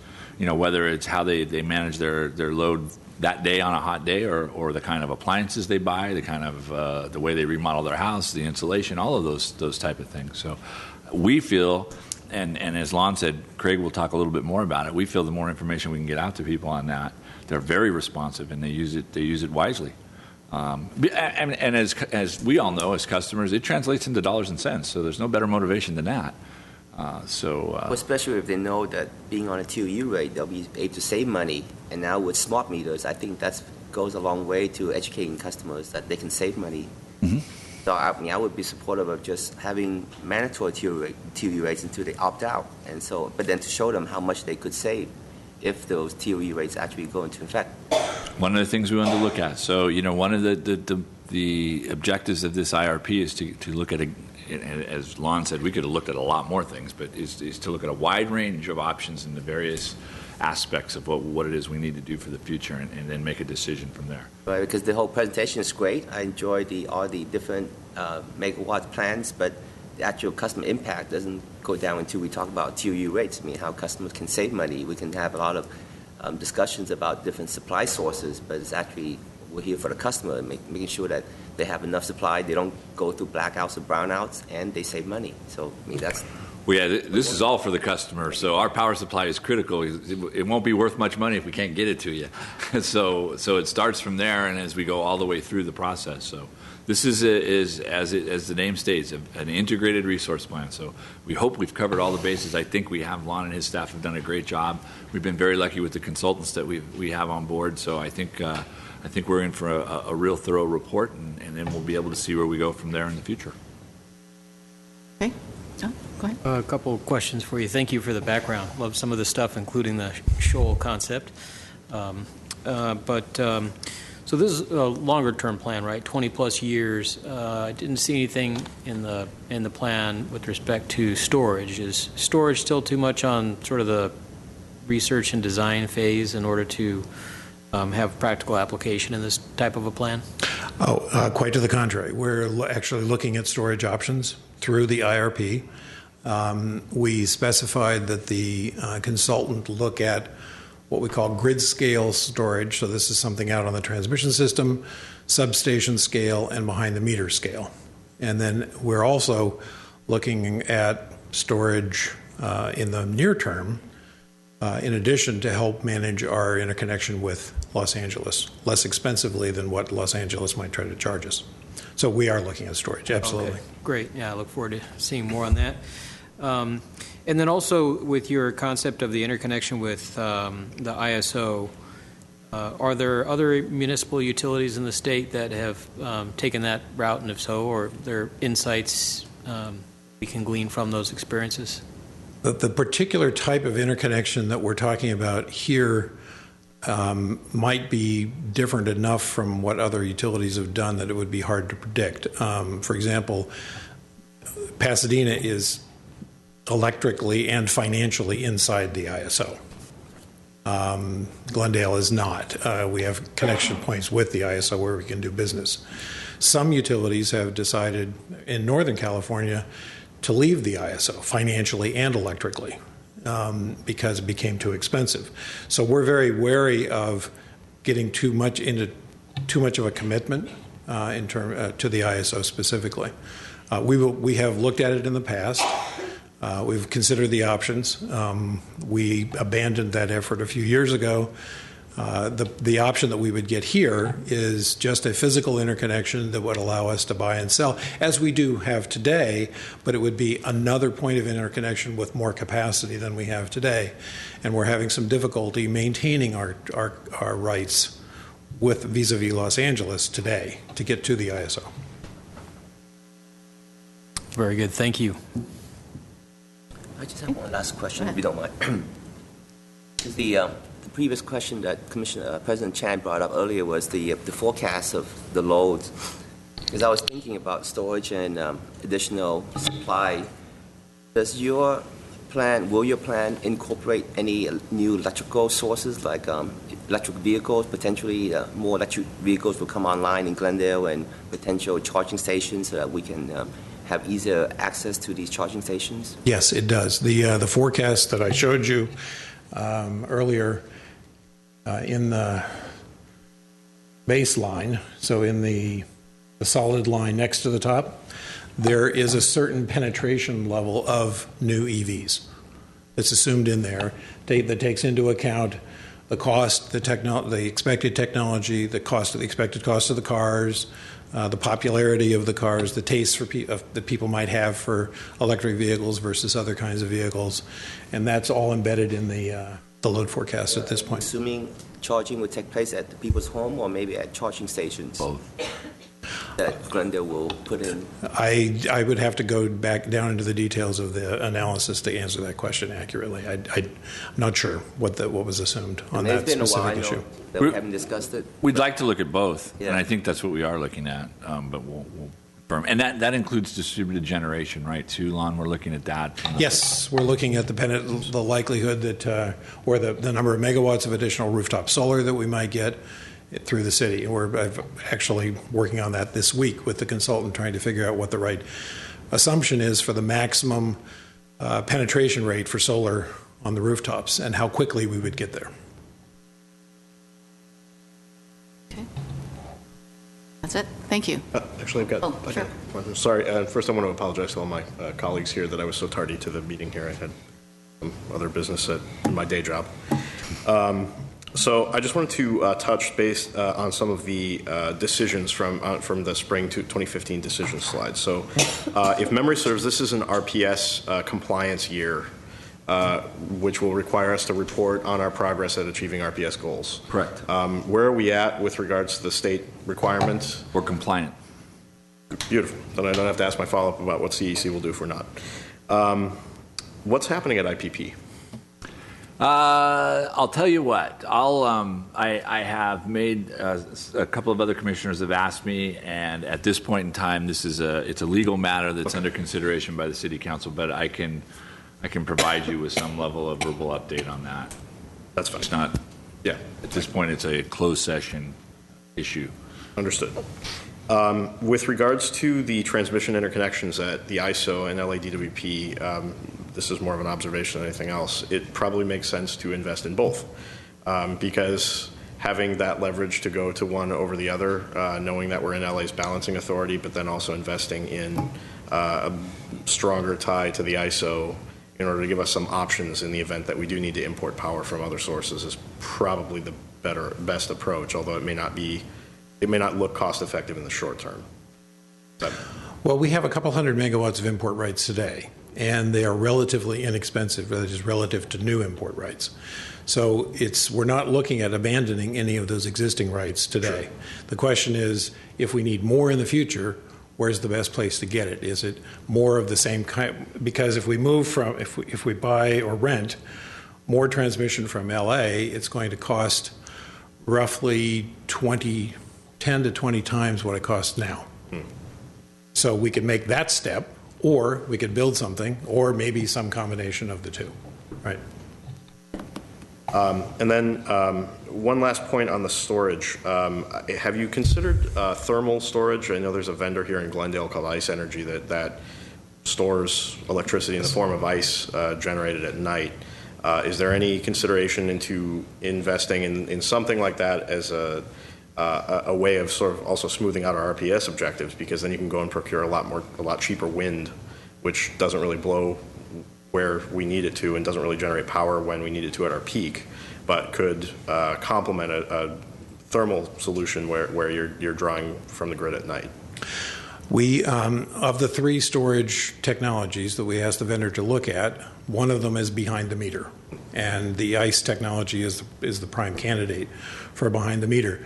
One of the things that are concerns we have now is that what we thought was a benefit for thermal energy storage, which is high prices during the day and much lower prices at night, that's gone away. And now, because of all the penetration of solar, just generally in California, you're finding peak period prices that are not that much different from the off-peak period prices. And the bulk of the benefit was that ability to arbitrage between night and day. So we can continue to look at it, but also in the context of the other storage technologies that are out there and what services they can provide. And we are monitoring that ourselves, because we have ice bear units in many city facilities, including this one.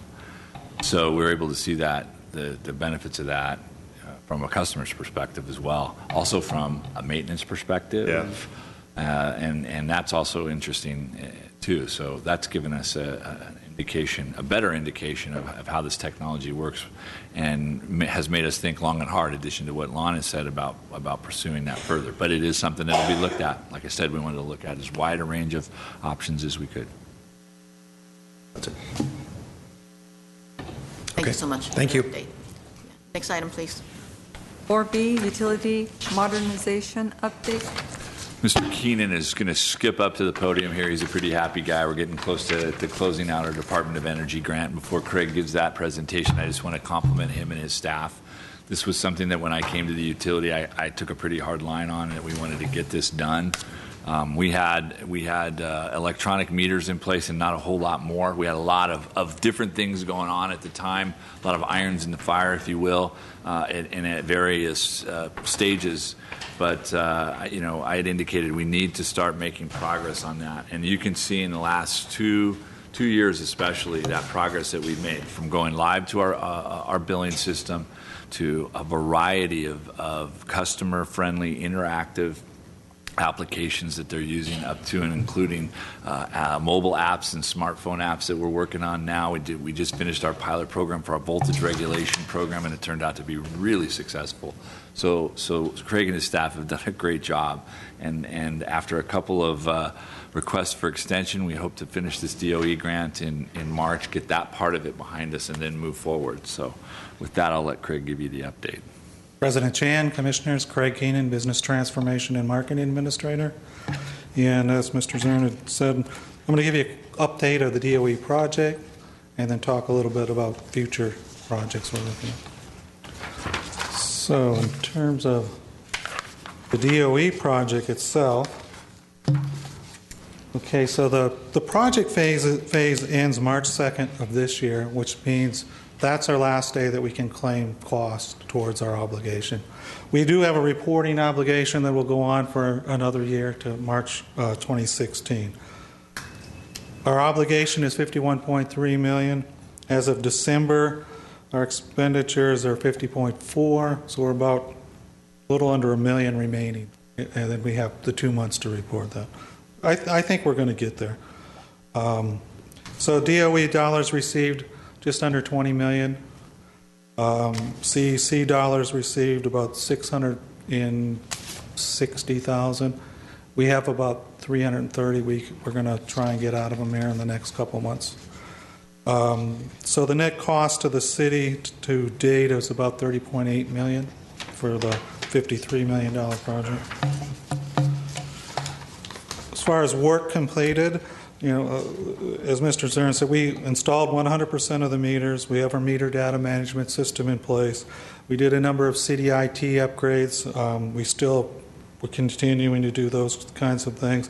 We put in a citywide Wi-Fi, Tropos Wi-Fi system, and it extended the fiber up to northern Glendale. We put 1.5 megawatts of thermal energy storage out there. These are units that the utility owns. They are on city facilities and a number of customer facilities. And we had the O-Power home energy reports and web portal.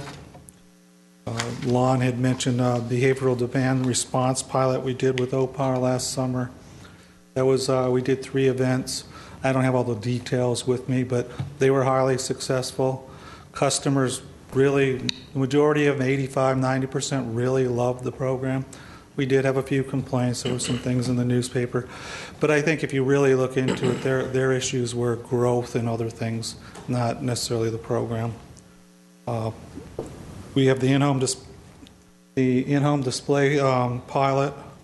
We have right now 75 in-home displays, but we're ready to roll out another 1,000 in the next 6 months. The installation contractor is lined up. We have all the agreements in place with SEVA. The thermostats have been purchased, and we'll be rolling those out in about 2 or 3 weeks here.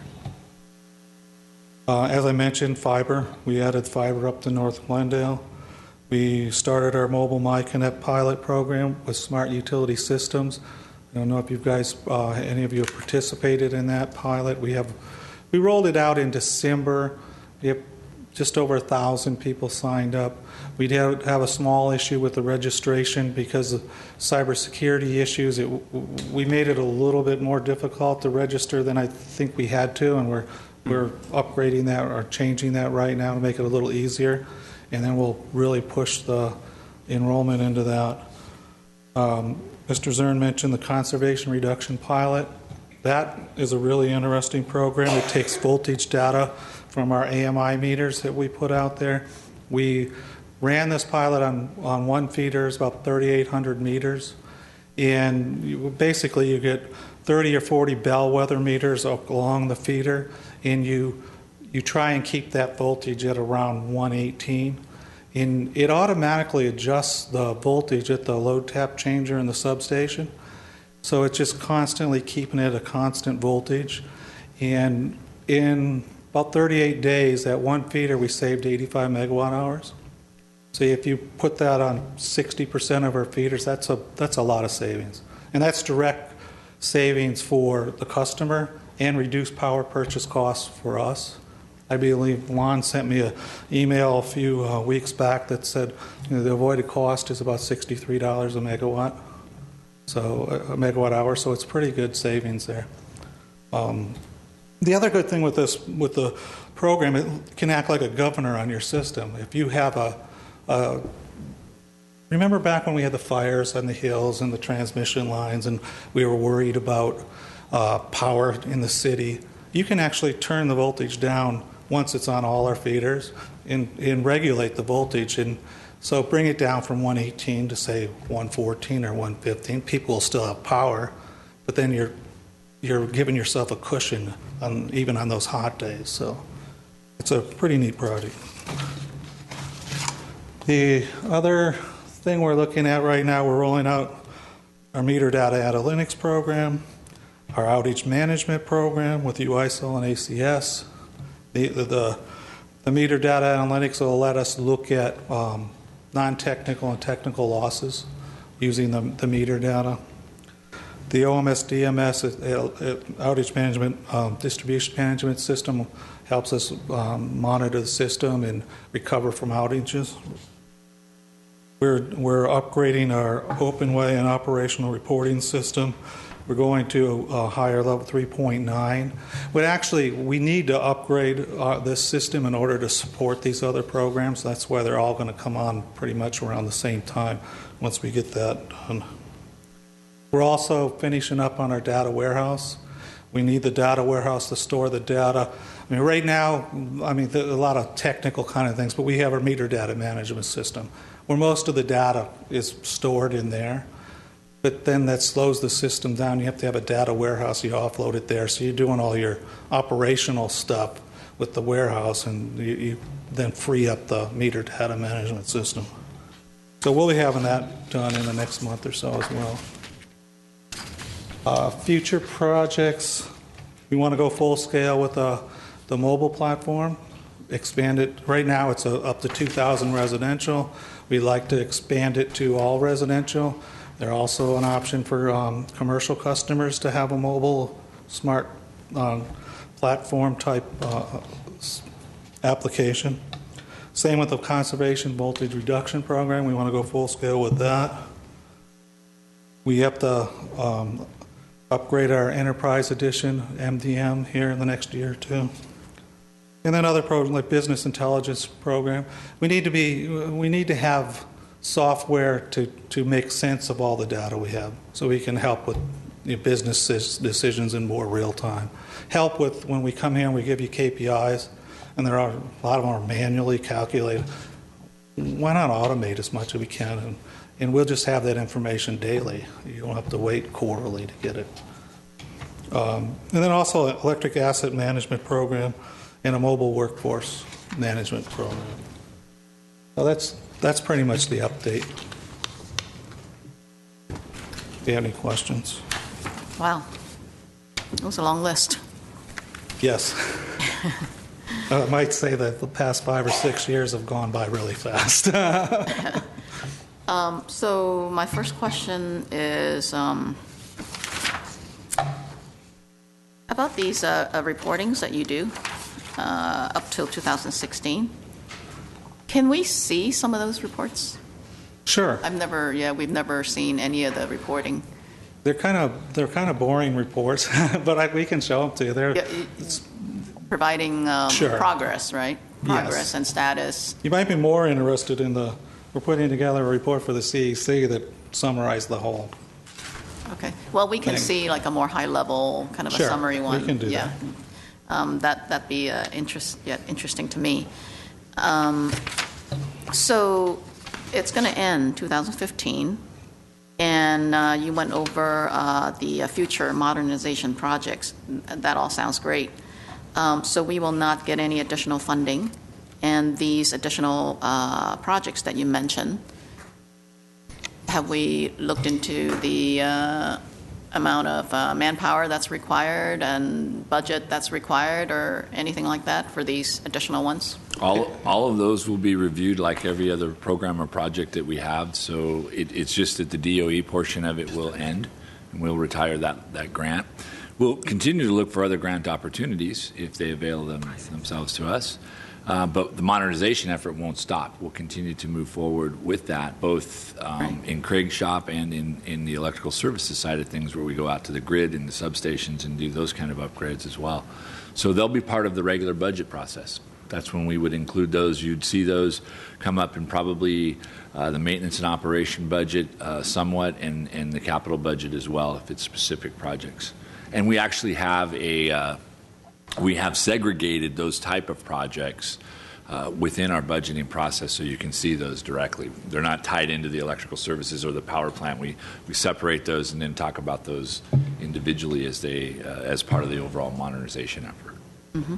So these are new ones that are going in, which I just presume will need additional people. And now, what the project ends, are there areas or efforts that are ending where we would be getting more or saving more manpower and can divert the labor? I'm just curious. Well, I mean, to go back to your other question, I'm not anticipating that we're adding staff. Right. So that's not my goal.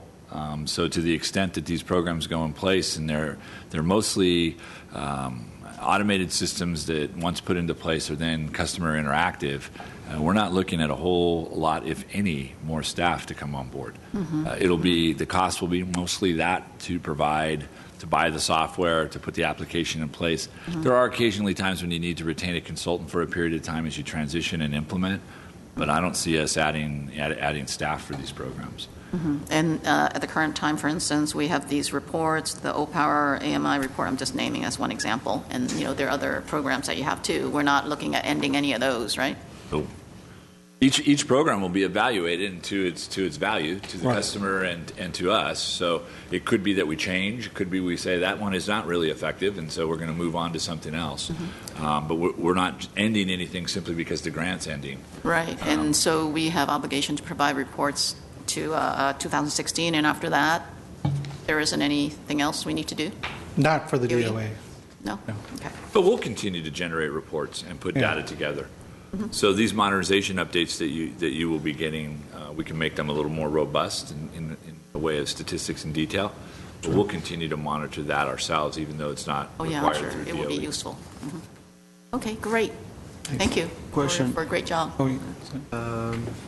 Regarding the business intelligence program, which is, I guess, you kind of briefly went over it, which is, I guess, integrating or purchasing software that will analyze all the data we're producing. Mm-hmm.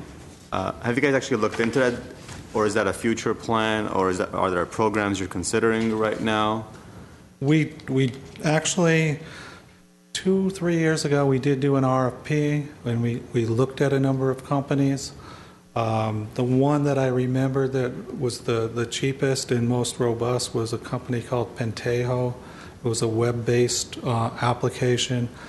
But that's as far as we got.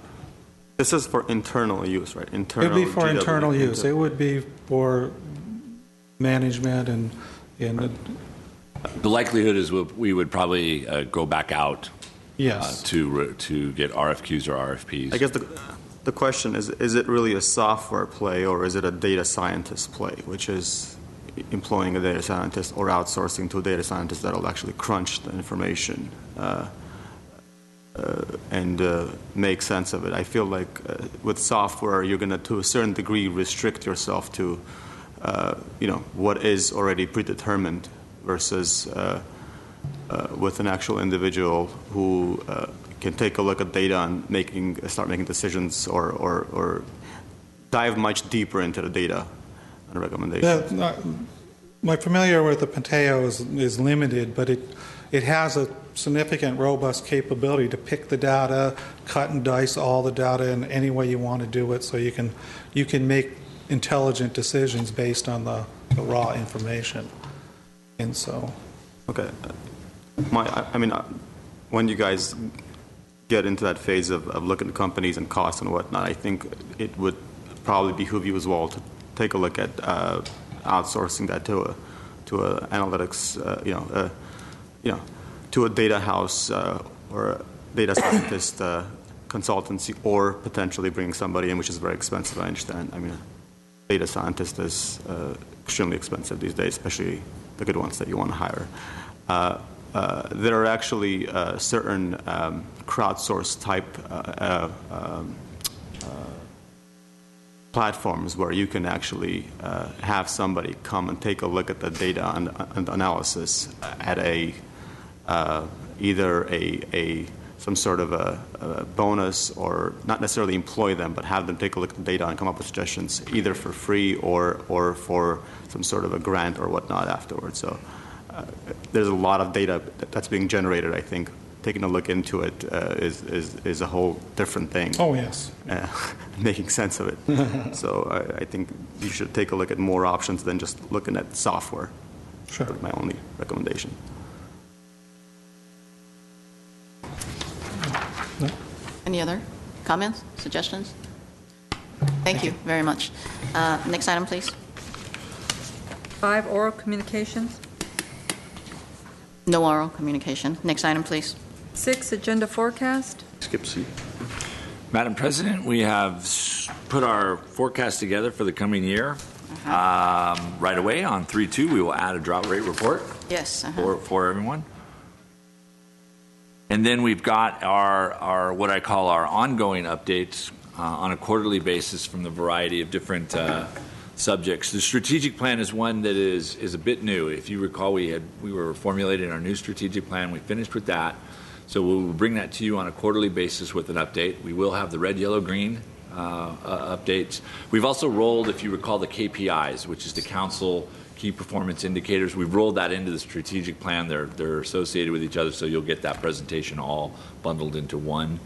We'll keep you apprised on drought-related issues. We've timed our legislative updates, trying to time those to the key times when decisions are made with regards to legislatures being in session, not in session, and so forth. Beginning of the year, the end of the year, that kind of thing. And we've got, of course, our budget review in there, which is just around the corner. Question for you, Mr. Zern. So thinking back on the conversation we had about water, you mentioned the city does have some activities that you could look further into with respect to recycled water. Yes. Purple, I don't know if that's the same thing as the purple it pipe is. type issue. It is. Does that make sense to review with this Sure. with this group at some point? What Sure. would you recommend? We can give you a recycled water report. Mm-hmm. We'll tell you on where we're at, what we have in place, what our source is, our storage, our distribution, what our plans for the future are. We do have somewhat of a master plan for that, or for that system. It's really come down to a matter of money in putting it in, but those are decisions that we're looking a lot closer at now, especially in these drought conditions. So certainly we can schedule something to bring to you that gives you an overall view of the recycled program. I don't think we've ever done that, not as long as I've been here at least. We've seen it, maybe a couple of years ago. At least. I haven't. Yes, it's been a while. I've been my time It's here. been a while. So are you thinking March or April? Probably a little later than that. I'll get together with Mike and we'll talk a little bit about it. It shouldn't be too much later than that. Maybe we can sneak it in before the budget, so April, tentatively. November is open. And can I make one other? So thank you for that. We'll look forward to hearing back from you on what you think the appropriate timing is to review that.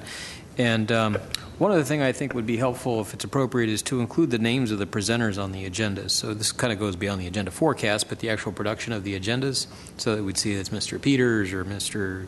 Keenan, Ms. Bartlett, whomever, I'd love to be able to see the names on the actual agenda. Sure. That seems fine to me. We can do it. I would suggest we actually do a ledge update on the 2nd of March. Just a quick one to talk about bills that have been introduced, because I think we're right after the introduction deadline, and we can sort of get a sense of what's coming and maybe make some recommendations for council in terms of support or opposition or request for amendments. Yeah, we'll see. Several members of my staff are in Sacramento today and tomorrow at the CMUA legislative updates. So they'll come back hopefully tonight and tomorrow with some further information and see what's hot. We can come back and report that. Well, right now, it looks like we have a legislative quarterly update schedule every quarter. That's what we've tentatively put on Yeah, here. the next one is June, and so We can put something on for we next should have month. one. Yeah, we should have one. I was going to say. Since next it's month, timely yeah. with what's occurred this last yesterday and today. My biggest concern, I think, is the 50% RPS. I'm sure somebody's put that in a bill, and we should probably have a discussion about what that is going to mean in terms of our procurement decisions moving forward. Yes, that's a big one. So can we put legislative quarterly update in March? We'll just put legislative update. We won't change our quarterly update. We'll just In make March. it kind of a special update. And Okay, legislative give you update. where Yeah, we're yeah. at. Right, okay. And really focus probably on a couple of things. We'll see what water issues were up. Yeah. Right. And the RPS as Commissioner Hale has That indicated. sounds good. I think the That has expectation, it's been bantered around for several years, and it's really gotten a lot of legs the last probably month or so. I think the expectation for the legislative update is to provide a synopsis of whether the city would be supporting, opposing certain bills, so that we can make a recommendation to the city council.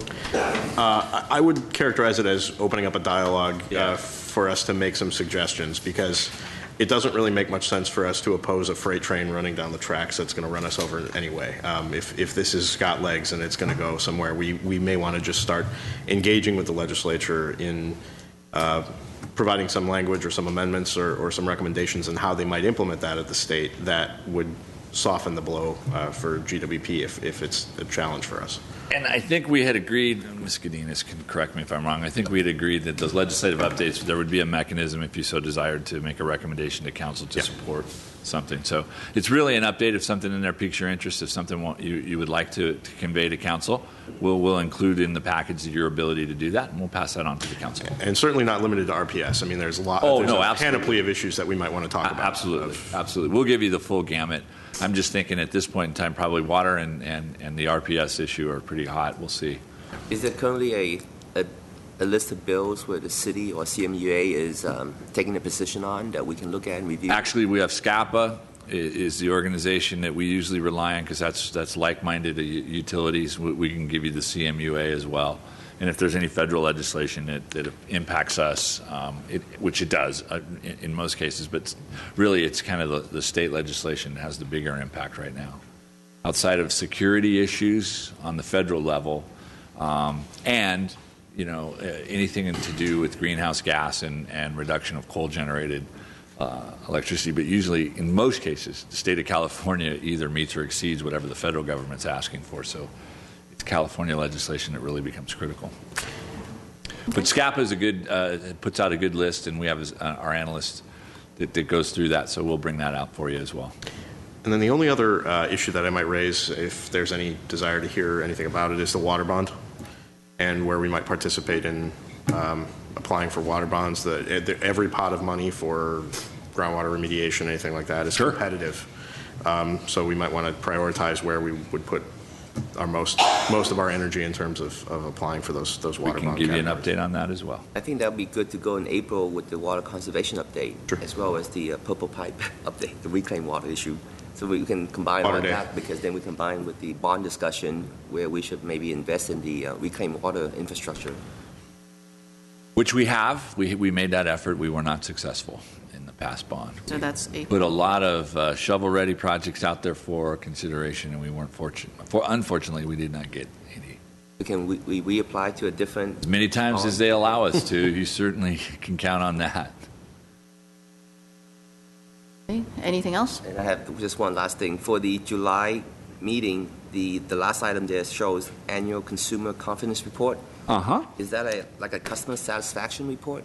Correct. We've brought that to you before. If you recall, we have a company that comes in. We do some of through the CMUA. We do commercial and residential off years, and the company comes in and makes that presentation to you. Yeah, and I recall comparing rates and maybe see how they connect with the utility, right? But not really how they're satisfied with their utility, or is it both? No, it's both. I mean, it's a survey, so it doesn't get into real nitty-gritty details. But if you recall, there were questions of reliability. There were questions about Is JD Power? the service. Or No, RKI? No.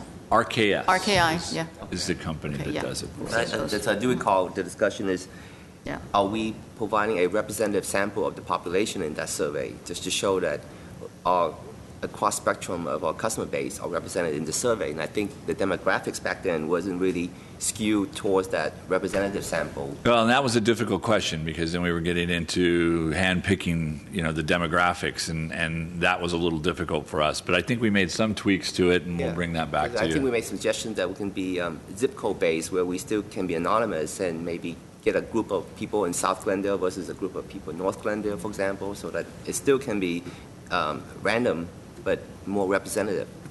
I mean, if we have, like, say, 20% of our customers are low income, then 20% of our customer segment or samplers should be part of the survey. I mean, and we don't have to pick specific ones, but just the percentage should be similar.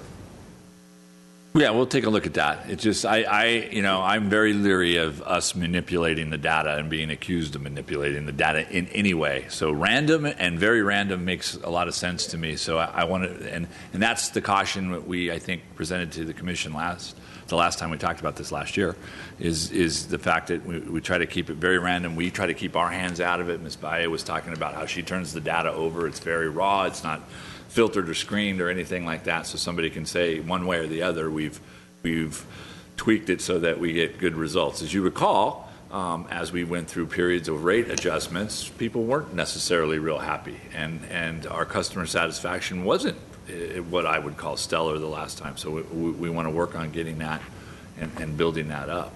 No, but I think that for the most part, if you recall, we had issues with the rates.